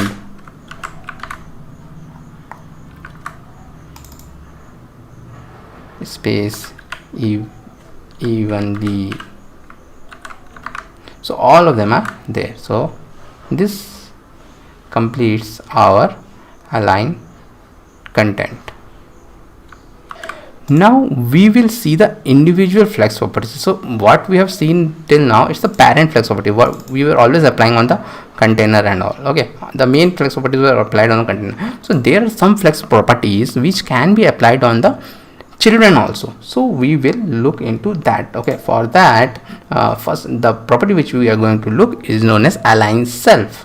Okay, align self, or to do the basic setup, I don't want flex wrap again, it is okay. Align items, I want items, and I want it to be flex start. Okay, flex start. Okay, so if I go back, it will be like this. Okay, align items is flex start. Height, it doesn't matter because it has got to start. Align item is on the top to bottom, so flex start has been done. Now what I'm going to do is some of the boxes. So box 2,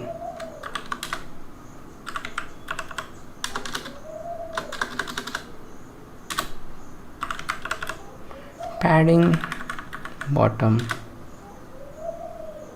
200 pixel. Similarly, let me make for 2-3 boxes. Box 4 20 pixel, box 8 300 pixel. Let me save it. So see what will happen now. So padding bottom has been increased. So see, this is 20 pixel, this is 200, this is 300. So the padding bottom has been increased. Okay, so now what I am telling, align self we are going to see. So align self means the individual we can give. Okay, so like I only want to move this individually on the cross axis. So align self is flex and align self is flex start, align self is center. Okay, so now let's see all these are moving now. Okay, so this is what is about align self. So let us move ahead. Now we'll see the flex item property of flex. It is known as flex. Actually it is a combination of flex row, flex ring and flex basis, which we are going to see. So I have changed the setup also a bit. This Flexbox Basic 3, all of this course will be in the GitHub link, okay, below the video. So this is there, box 1, 2, 3, 4. I have added some emojis also, and the background color is again like this, font size is 50px, padding is there, and just display flex I have done. Starting with the live server, it will show like this 1 2 3 4 5 6, and the emojis are there. So this is the basic setup. So now what is this? Actually, what is this? Flex. Just learn a bit. This is shorthand for flex row, flex ring and flex basics. The second and third parameter are optional, so 0 whatever it is there. Okay, it is recommended that we use shorthand rather than the individual property. So what does that mean? So it actually decides how the free space, if there is any free space, it will be distributed. Like if you give flex 1, the free space will be distributed among all of the things, all of the items. Like see, now there is a lot of free spaces are there. So if I give flex 1, it will be distributed among all of them. So there is a little bit of space is remaining, so it means, so I will come here, dot box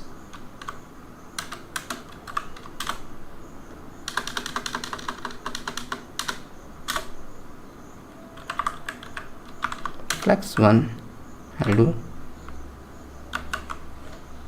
and see the space is distributed equally among all of them, whatever the space was left there. So this is a very important property. Okay, so similarly what we are going to do, so see box 1 has 1 flex. If I give something as a flex of 2, so it will have the twice of a space, whatever the free space is there, so it will distribute that free space. So it will distribute twice the space than the other. Okay, in the, if I give something as 2, so box is a complete everything. Now I will give some individual property also, like dot box 2. Sometimes this intelligent thing does this, flex of 2. If I give, now see what will happen. See the second one, you're seeing there is more space in there. Actually it is twice the free space which is there. So this is again a very important thing. When we will do some practical examples, creating some layouts and all, you'll see the magic of it. Okay, so like that it is there. Now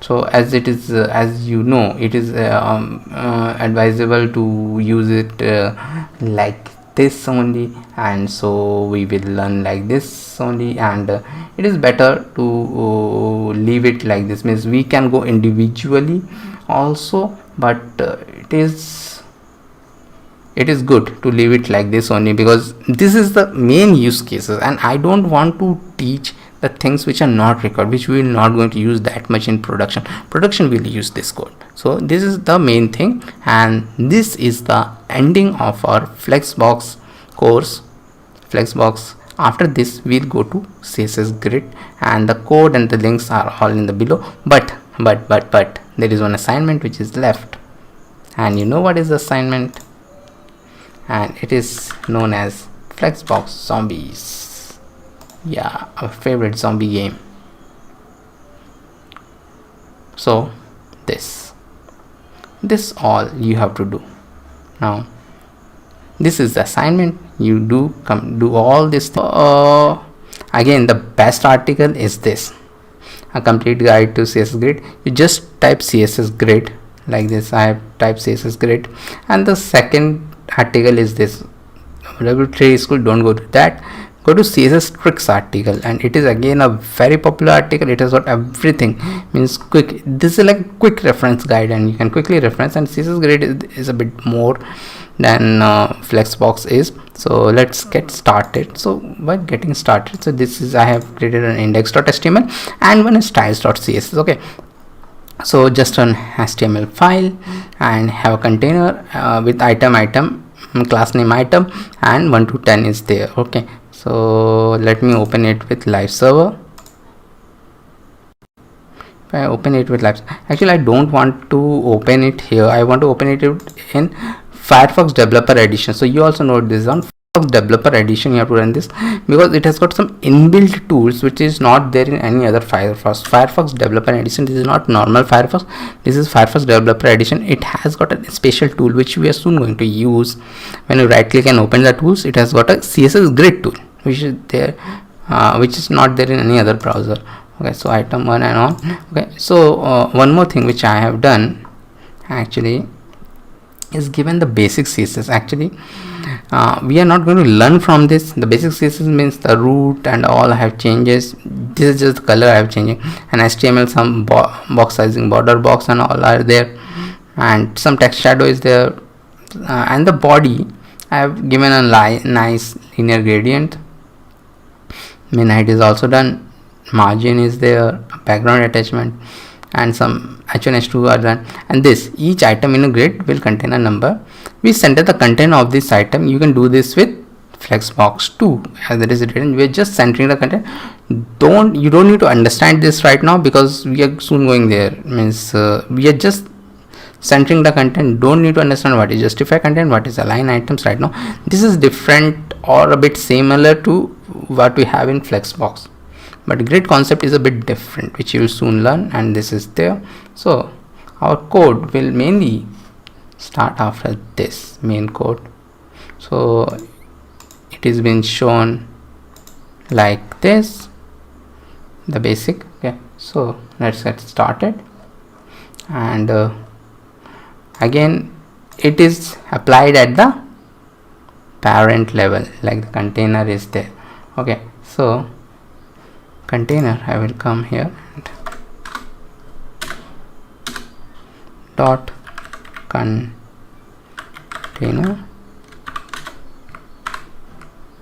it is okay, dot container, display is grid, and let me save it, come back. Nothing is happening. Why? Because it is not like Flexbox that everything will be done. It require another thing, which is grid template column or grid template row. So most of the time we will use grid template column, something known as grid template column. There is shortcut in VS Code also. I will try GTC and press tab, it will do.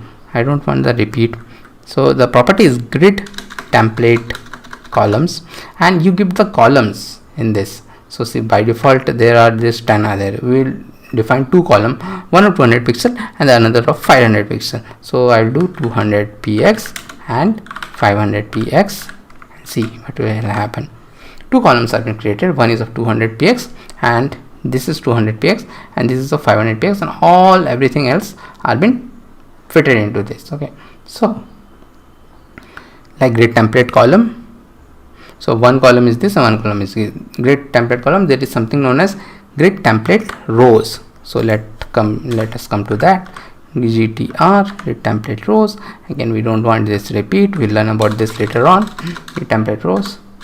So now we are creating the rows: 200 px, 100 px, 300 px, Okay, grid template rows. See what it is done.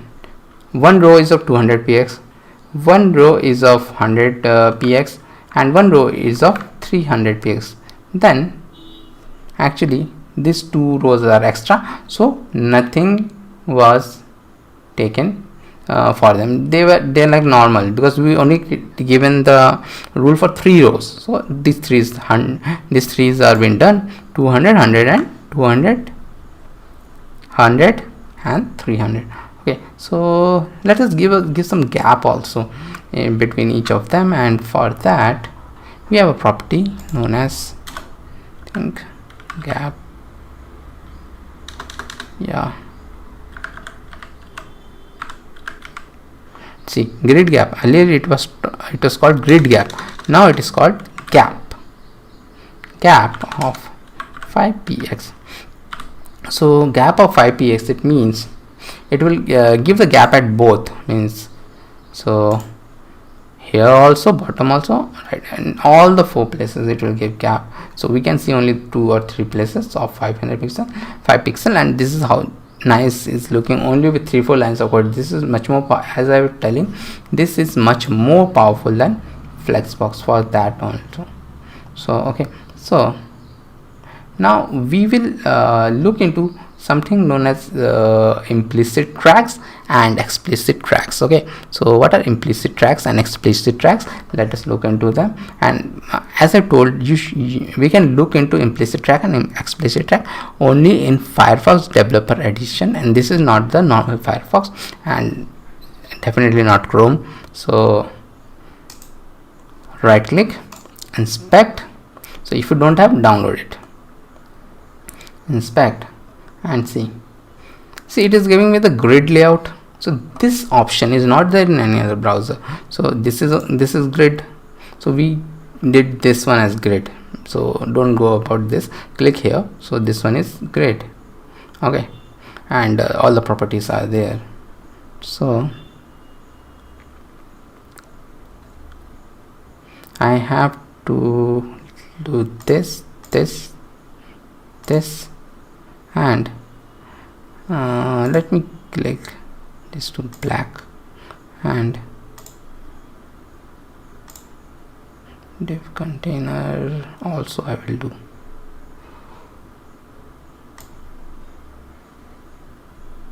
So now if you can see, there are lines are there, and there are actually 2 type of lines. So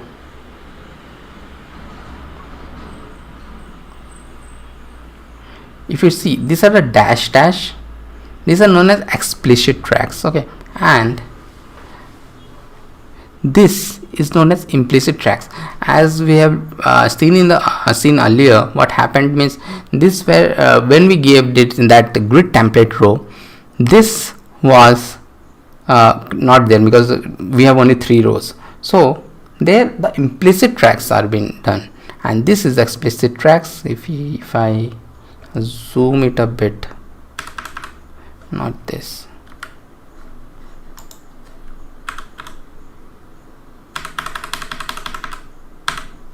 see this dash things are there. See this dot is there. So now you got it, what it is. Okay,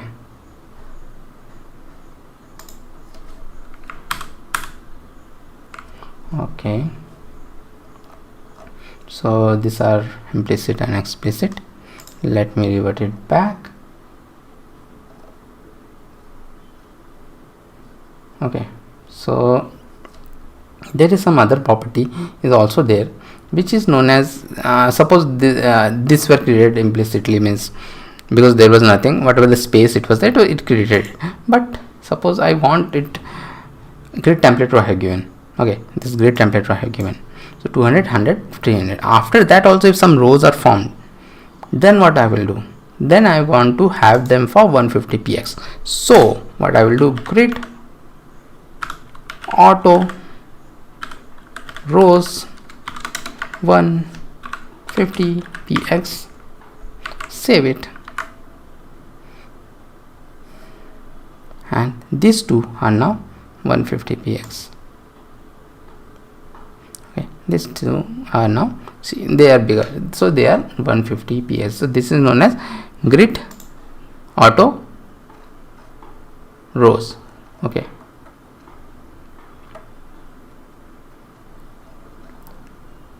okay,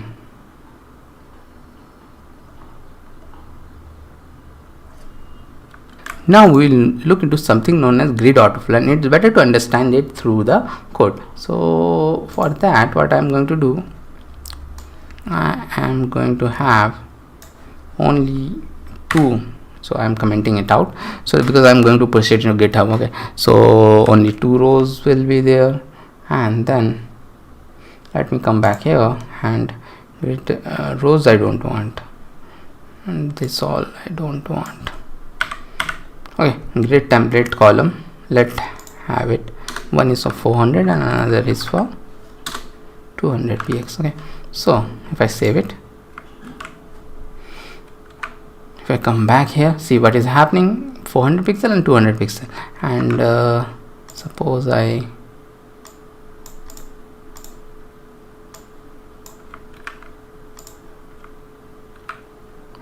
add the third one. So now what will happen, third one will by default go to the next. So this we have seen earlier also, third one will go to the next row. So how to and if you want it in the same row, what to do? So this is what we will do, means grid auto flow, grid auto flow is column. Okay, let me do that. Let me now go back. See, now it has come to the next, because we had made it to column. So even this one is more than 400 pixel, it took the whole space which is remaining. So this is known as grid auto flow. So we come to an end of the part 1. So as I have told, grid is a bit larger, so we'll soon have other parts, and as a part of the assignment, again I will give some game. See, we'll do the projects later on. First, with the help of their very good games for CSS Grid also.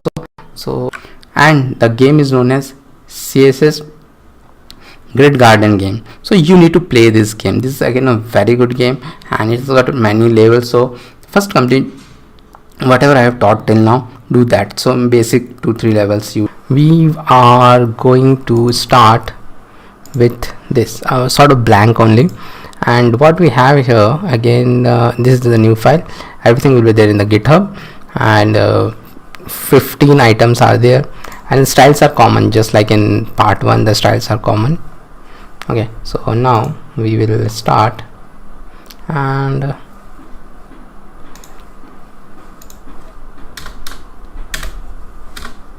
dot container is there, container, and display is grid, and gap is 20px. And what we are going to do here, we are going to learn about sizing of tracks in CSS. Okay, so sizing of tracks, so with a grid gap it is 20px. I think 10px is much better.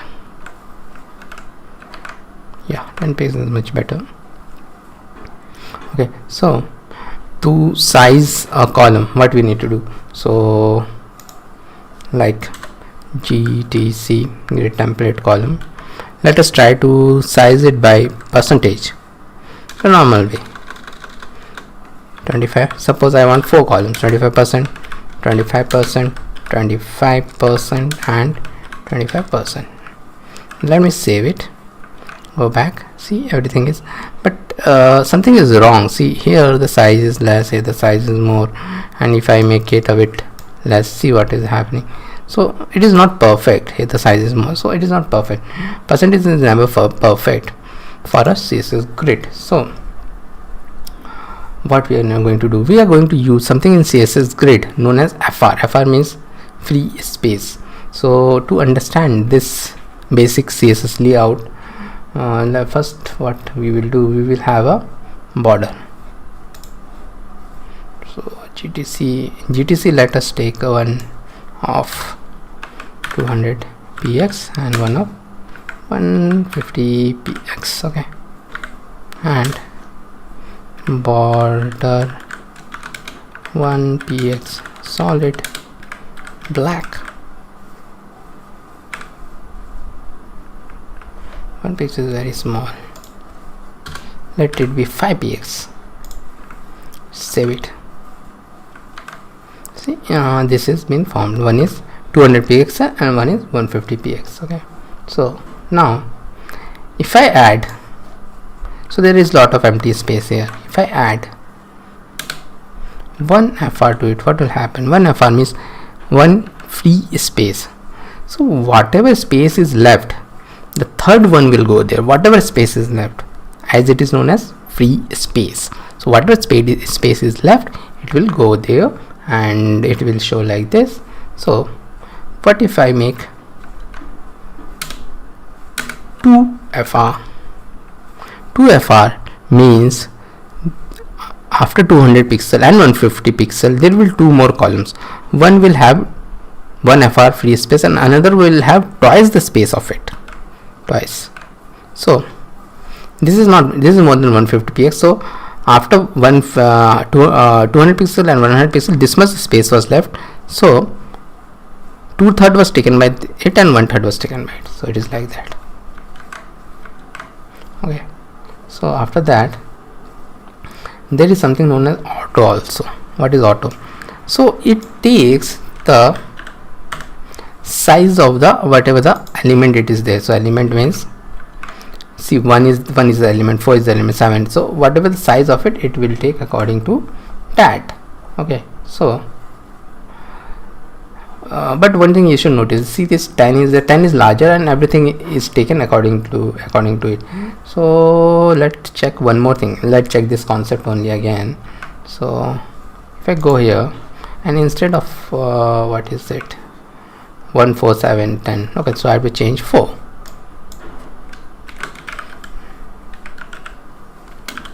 Nabindu, the web dev, my company, the web dev, and see, so the rest of the column it adjusts according to this. Nabindu, the web dev, see, this is the largest one, so all of them 1 7 10 13 adjust according to that. Okay, so the next thing we will understand is the repeat. Whenever I was creating by itself, there was something as a repeat was coming, so we will understand repeat. Okay, so let us change it back.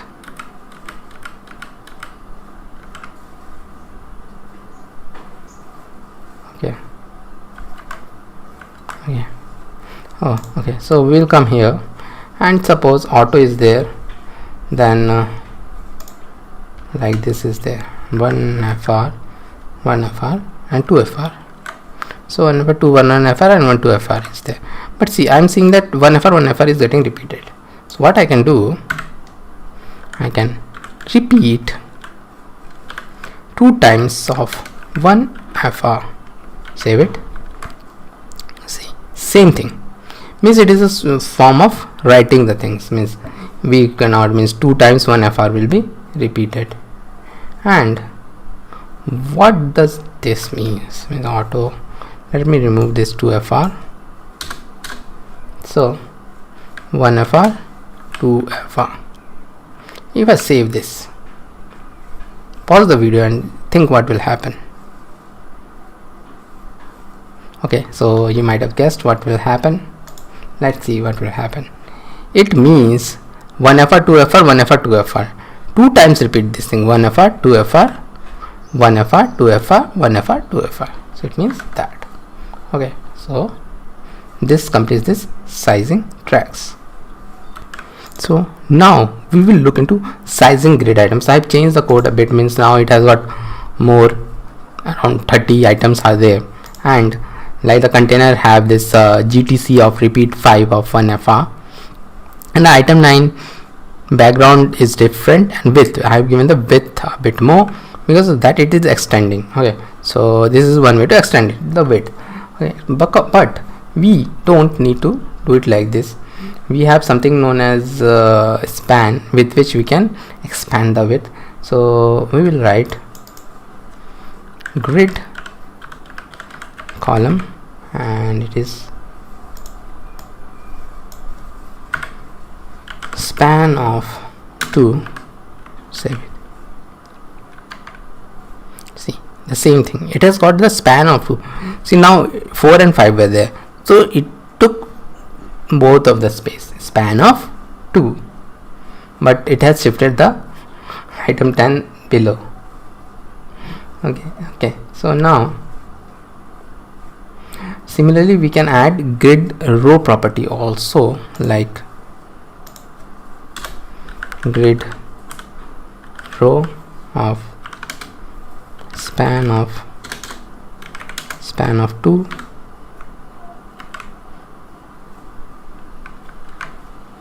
So now see, the row is also been done like this, the row is also been done. So this is a very powerful concept actually. Row is also done. Now we'll look into placing grid items. So the grid column is actually a shorthand property. We can divide it into grid column start and grid column end. So we will do that. So let's remove the row, and grid column we can use it like this also. Start with the second one. Similarly, grid column end, and end at the 6th one. Save it.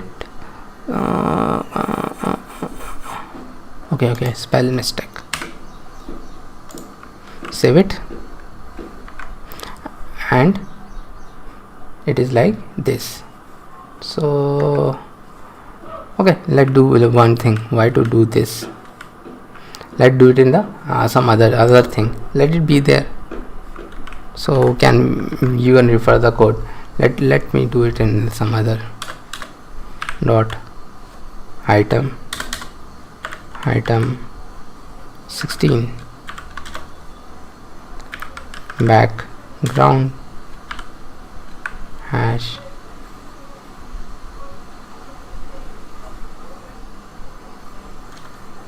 this is looking pretty good. So let me make this, and grid column start is the second one, not a span, it is automatically taking, and grid column and is, let it be 6. Save it. Now see, it pink is not looking good actually, it is merging with the background. So let me think of something else. Green, how is it green yellow? Okay, so it is starting from the second one, this is the second one, and ending to the end. If you want to see one thing,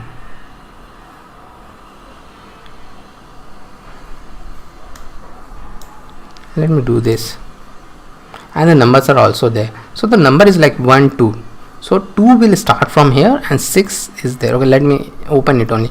It will start from here and 6 will end here. Okay, so it is like this,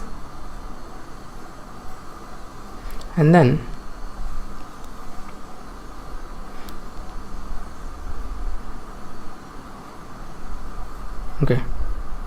okay, so there is another way to do the same. So let us do that. Let me do it like this, and grid column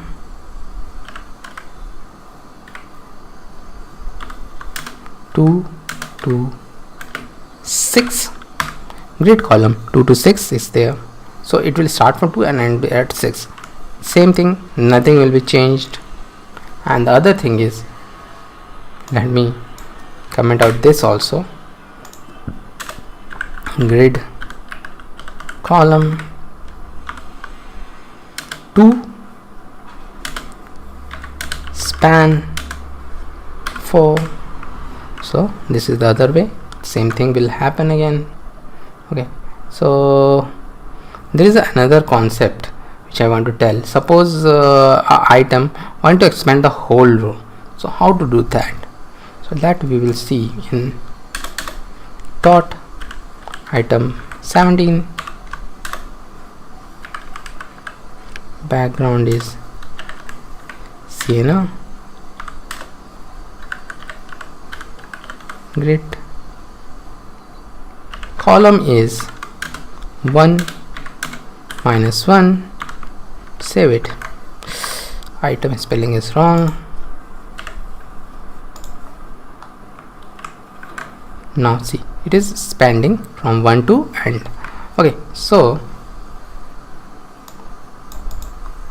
one more thing, item, why I is not coming, item 18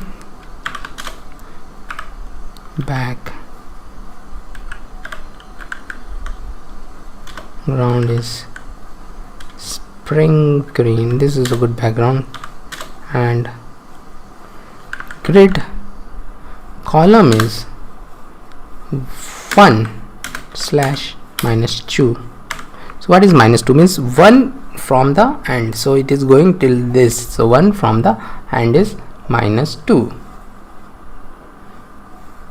So let us do one more.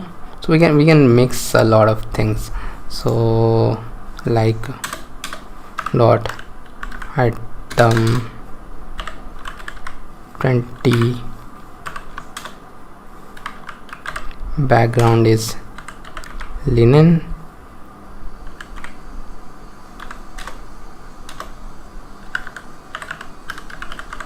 grid column is 1 slash minus 3, and grid row is 8 comma 10. So both of them are we are doing. So item number 20, see item 20, so we are going up and down, both we are going up and down. So this is it. So this complete part 2 of our CSS grid. So again I will insist you go through this guide, and there is everything here. You go through this is a short guide. Even if you don't have time, you go through it 2-3 times, you will get the difference. And the main thing you will learn once you create some website, so then you can refer it, because some of the concepts are like that, grid column and all those are there, and please play.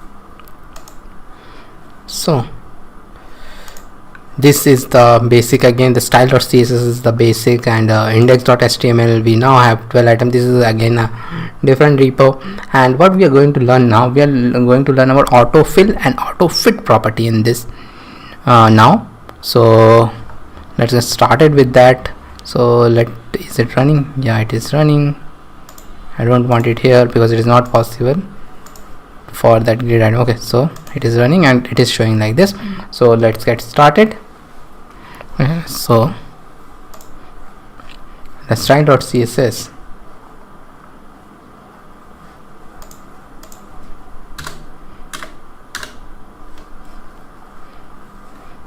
Dot container display is grid, cap is 10px, and border is 10px solid black, and GTC grid template column. In the next line I have to do GTC. Let the repeat be there, and auto fill we will do. So autofill is generally used with a repeat function, so we'll do autofill.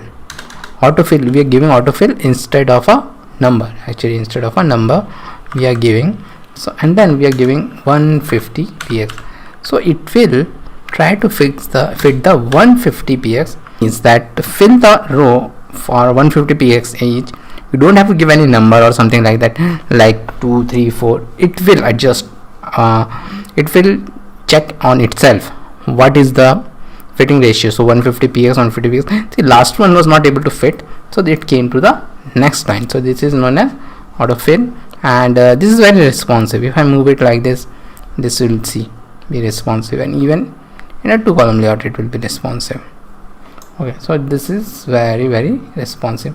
Now auto fit is similar to autofill, but to see the difference we need to reduce the number of items here. I reduce it to 4, and let's do it, save it. Okay, autofill in 150 px is there, so it will look like this. Let me also inspect container. So see, the dark line shows that the grid start and the end. See, this dark line and this dark line show the grid start and the end. This is for auto fill. So now let me change it to auto fit. See now where the black line is ending, where the grid item is ending. So auto fit is this. So why we have 3 items? Okay, let have 4 items actually. Okay, the similar means auto fit, it ends here. Okay, so after that let's add, and let do one thing. This item 4 is there, we will take it to the end in auto fit. So for that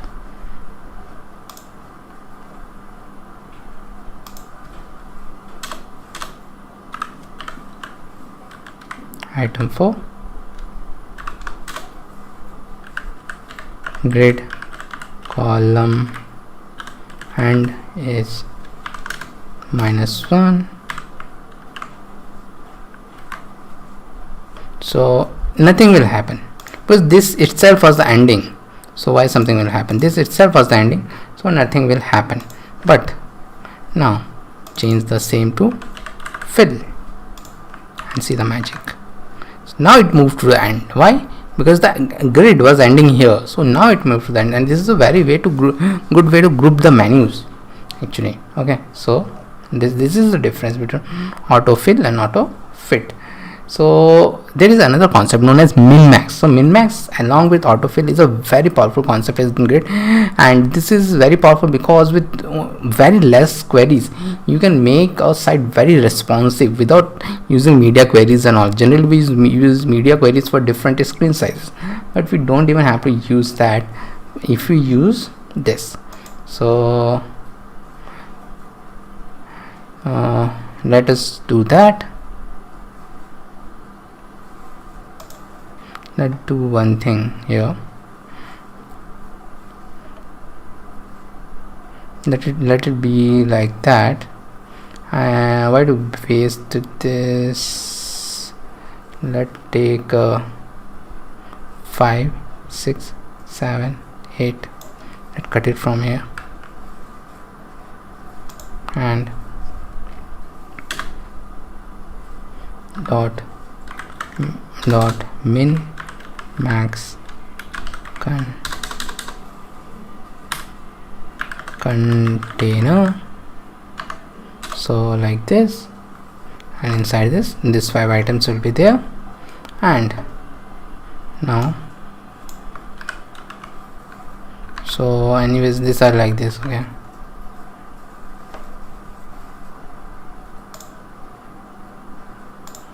come down,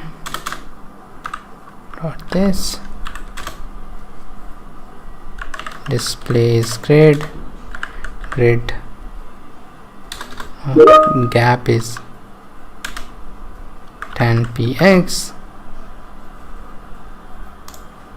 and border is 10px solid medium blue and GTC repeat is there, auto fill 100 px is there, save it. But one more thing I wanted to change, instead of item 6 let make the item 6 a bit bigger and let make it goodbye. So let's go there. Again I have made the same mistake, I think. Yep, I made the same mistake. See, the goodbye is extending means it is going beyond, because I have made only 100 px and 100 px it is not containing in that 100 px. Okay, so what's the solution? The solution is something known as min max. So autofill will be there, but in some cases the 100 px is not containing it, so I will do min max of maybe 150 px will contain 150 px comma 1 fr. I see that 150 px is required in that case, so 150 px comma 1 fr. So now see, this is 150 px and rest of them are 1 fr, whatever it is, and it was also going the next line which was not right. So this is now perfect. So now this is the power of min max. Okay, and another thing is there. Now even it is, if it is responsive, see it is going according to this. Minimum it is 150 px or it is very much responsive. Minimum it is 150 px or 1 fr. So this is very much responsive. Okay, so this is how responsiveness comes.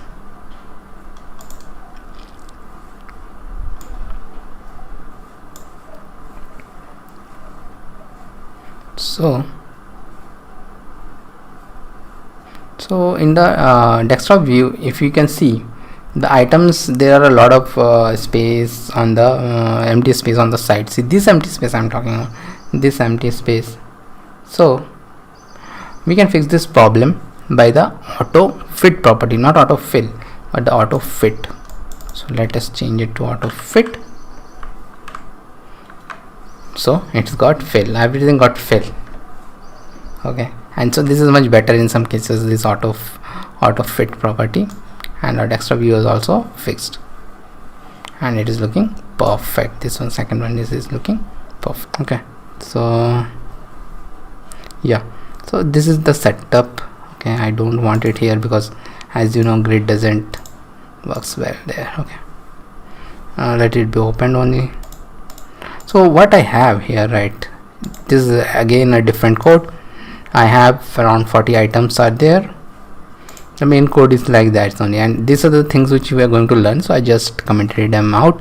Justify item, align item, justify content, align self, justify self, and justify is row access and align is column access. Okay, so like that, and then the container is display grid gap we are taken a lot, and grid template column 10 in 1 and 1 fr, 10 times 1 fr, so means 10 will be there in 1. So see, 10 40 are there, so it is showing like this. So the first thing which we are going to do is a justify item. So let's do it. So justify item aligns along the row axis. So justify items start, save it. So if you can see everything, so this everything moved, there is a column for this, everything moved to the start of it. Okay, so it is very difficult to see. So let me do one more thing. ITM is the common thing, and the background will be white. So now you can see it actually moved to the start of it, so it is start. Similarly, center,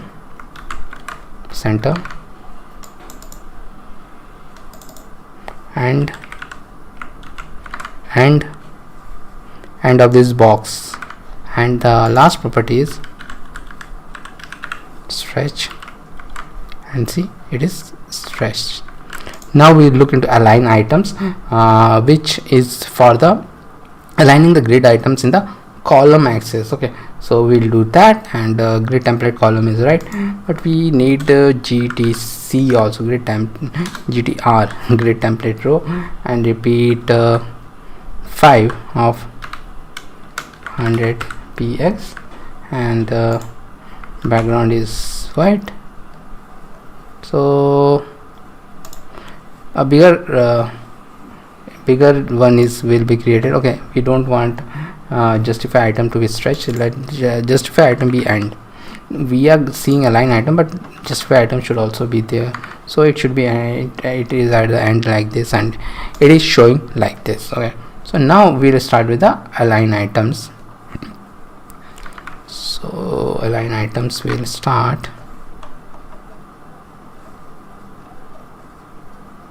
Something is not right. Okay,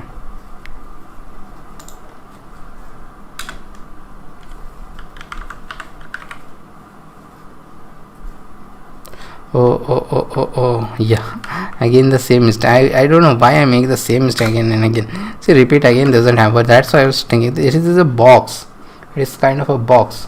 Okay, justify items is end, and now we'll do align items is start, because now we want to look it in the column axis. So see, now it is end because of justify items, it is end, but it is at the start because of align item, and now again it will start moving.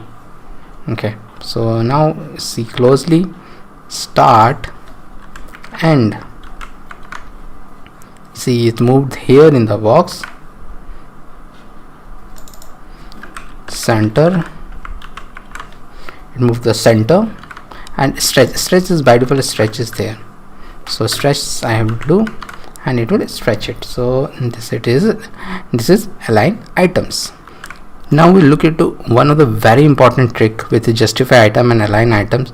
Okay, so suppose I do it center and center. See, it is at the center. This is a very important property which is used as a lot of places to center items. In fact, we are using this in our code also. If I go up, justify content and align item center, we are using. So with justify item also I can use it, it doesn't matter. Okay, so this is one of the tricks, justify item and align item center. Okay, so the next thing is that which we are going to see is the justify content and align content, and similar to Flexbox, they comes into picture when the total size of the grid is less than the size of the container. So whole container is the grid size is less than that, it will move the whole thing according to that.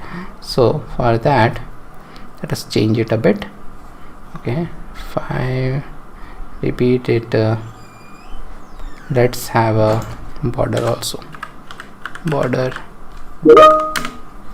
5px solid black.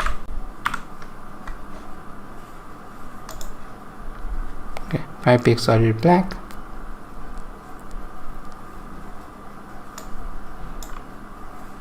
5 and 100 px, 5 and 100 px, stretch,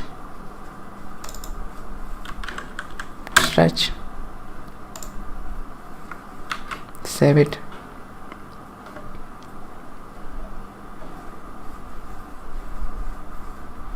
Now go back. See, a box is made because it is stretched at both the places. It is stretched, and the white box will be made because of that. Now we will look into justify content.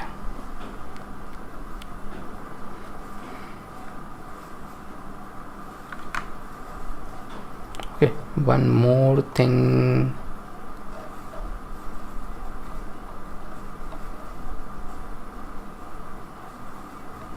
We need to do, actually we need to do one more thing here. So we don't want all of them, means see, a lot of them are there. Okay, so we don't need all of them. So what to do, let's only take 15 is there.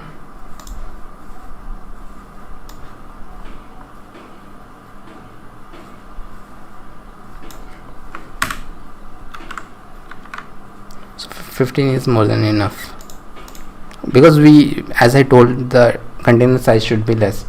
Okay, so let's move ahead and do our justify content.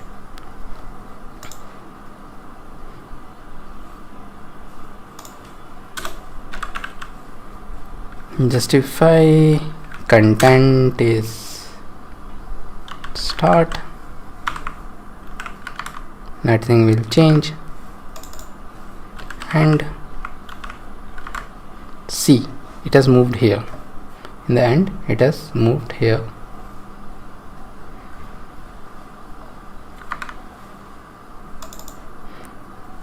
Then center, it will move at the center. Stretch, nothing. But here there are 3 other properties are also there, which is space around. So it is distributed just like in Flexbox, space around, space between, and space evenly, space evenly. So these 3 are there in the justify content. Now we will do for align content. For that we need to do a bit more changes. We don't even want this much, we want only 10 items. Okay, only 10 items we want. And in the container grid cap, border is okay, but I want a height.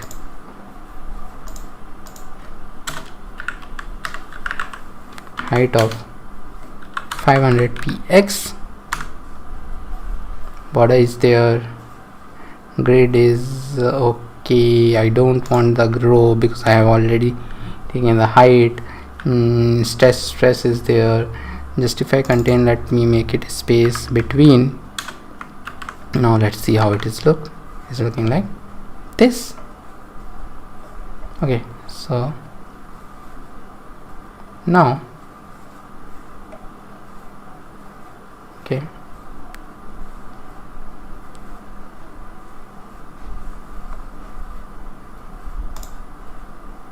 it's looking like this. And now we will do for align content.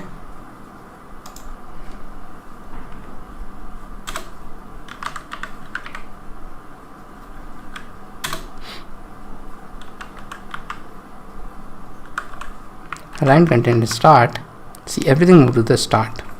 Okay, by default it was stretch. Align content start is there, then align content end is there. It will move down. It was for justify content, it is moving left to right, it is moving top to down. And center,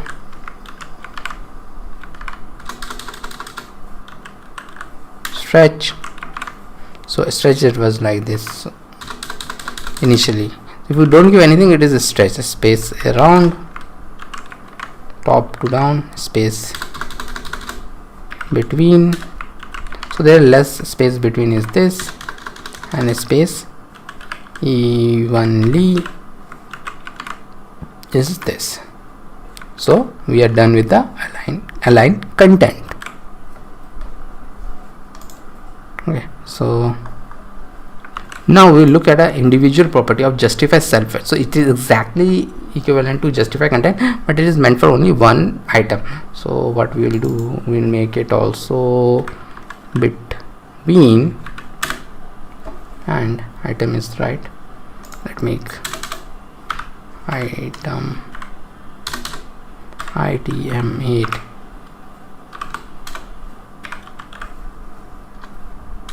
background yellow and justify self start. Okay, so if I go back,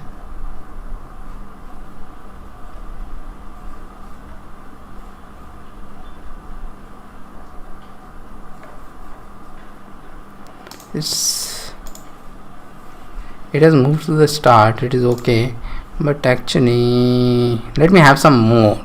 It's not looking good. It is also difficult to understand. Let me again have it like this. So now it has moved to the starting. So now see, it has everything else is means stretch and all, means justify content is a space between. So but justify self is start, so it is moved to the start. So similarly it will have other properties, and it will be end. So it will move to the end. It will be stretch, so it will be stretch. It will be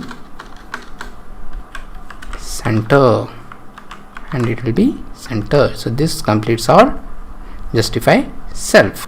Now we will look into align self. So align self is again a bit equivalent to your like justify self. So but align self is for one item, and it is for the column axis. So we'll look into align self. Now a little bit changes we need to do, and the changes is, now let's have it till 20. Now we will have it till 20. Save it. Okay, and this is okay, this is okay. Oh, and we need some GTR grid template row. Repeat, I don't want repeat. 1FR 300 px 1FR. So 4 rows I needed, and this all are okay. Item 8 is okay. Let me go back, and this is item 8. Stretch, it is showing like this. Now I will do align. So let us choose another item, ITM 14.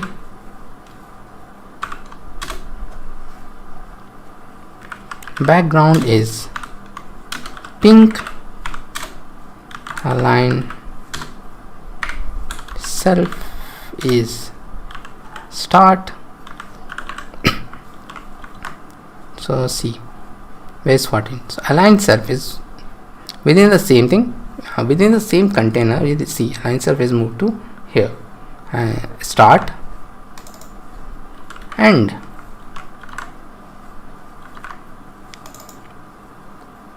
center, and stretch. So this is it. Stretch is completing the everything is stretching it. So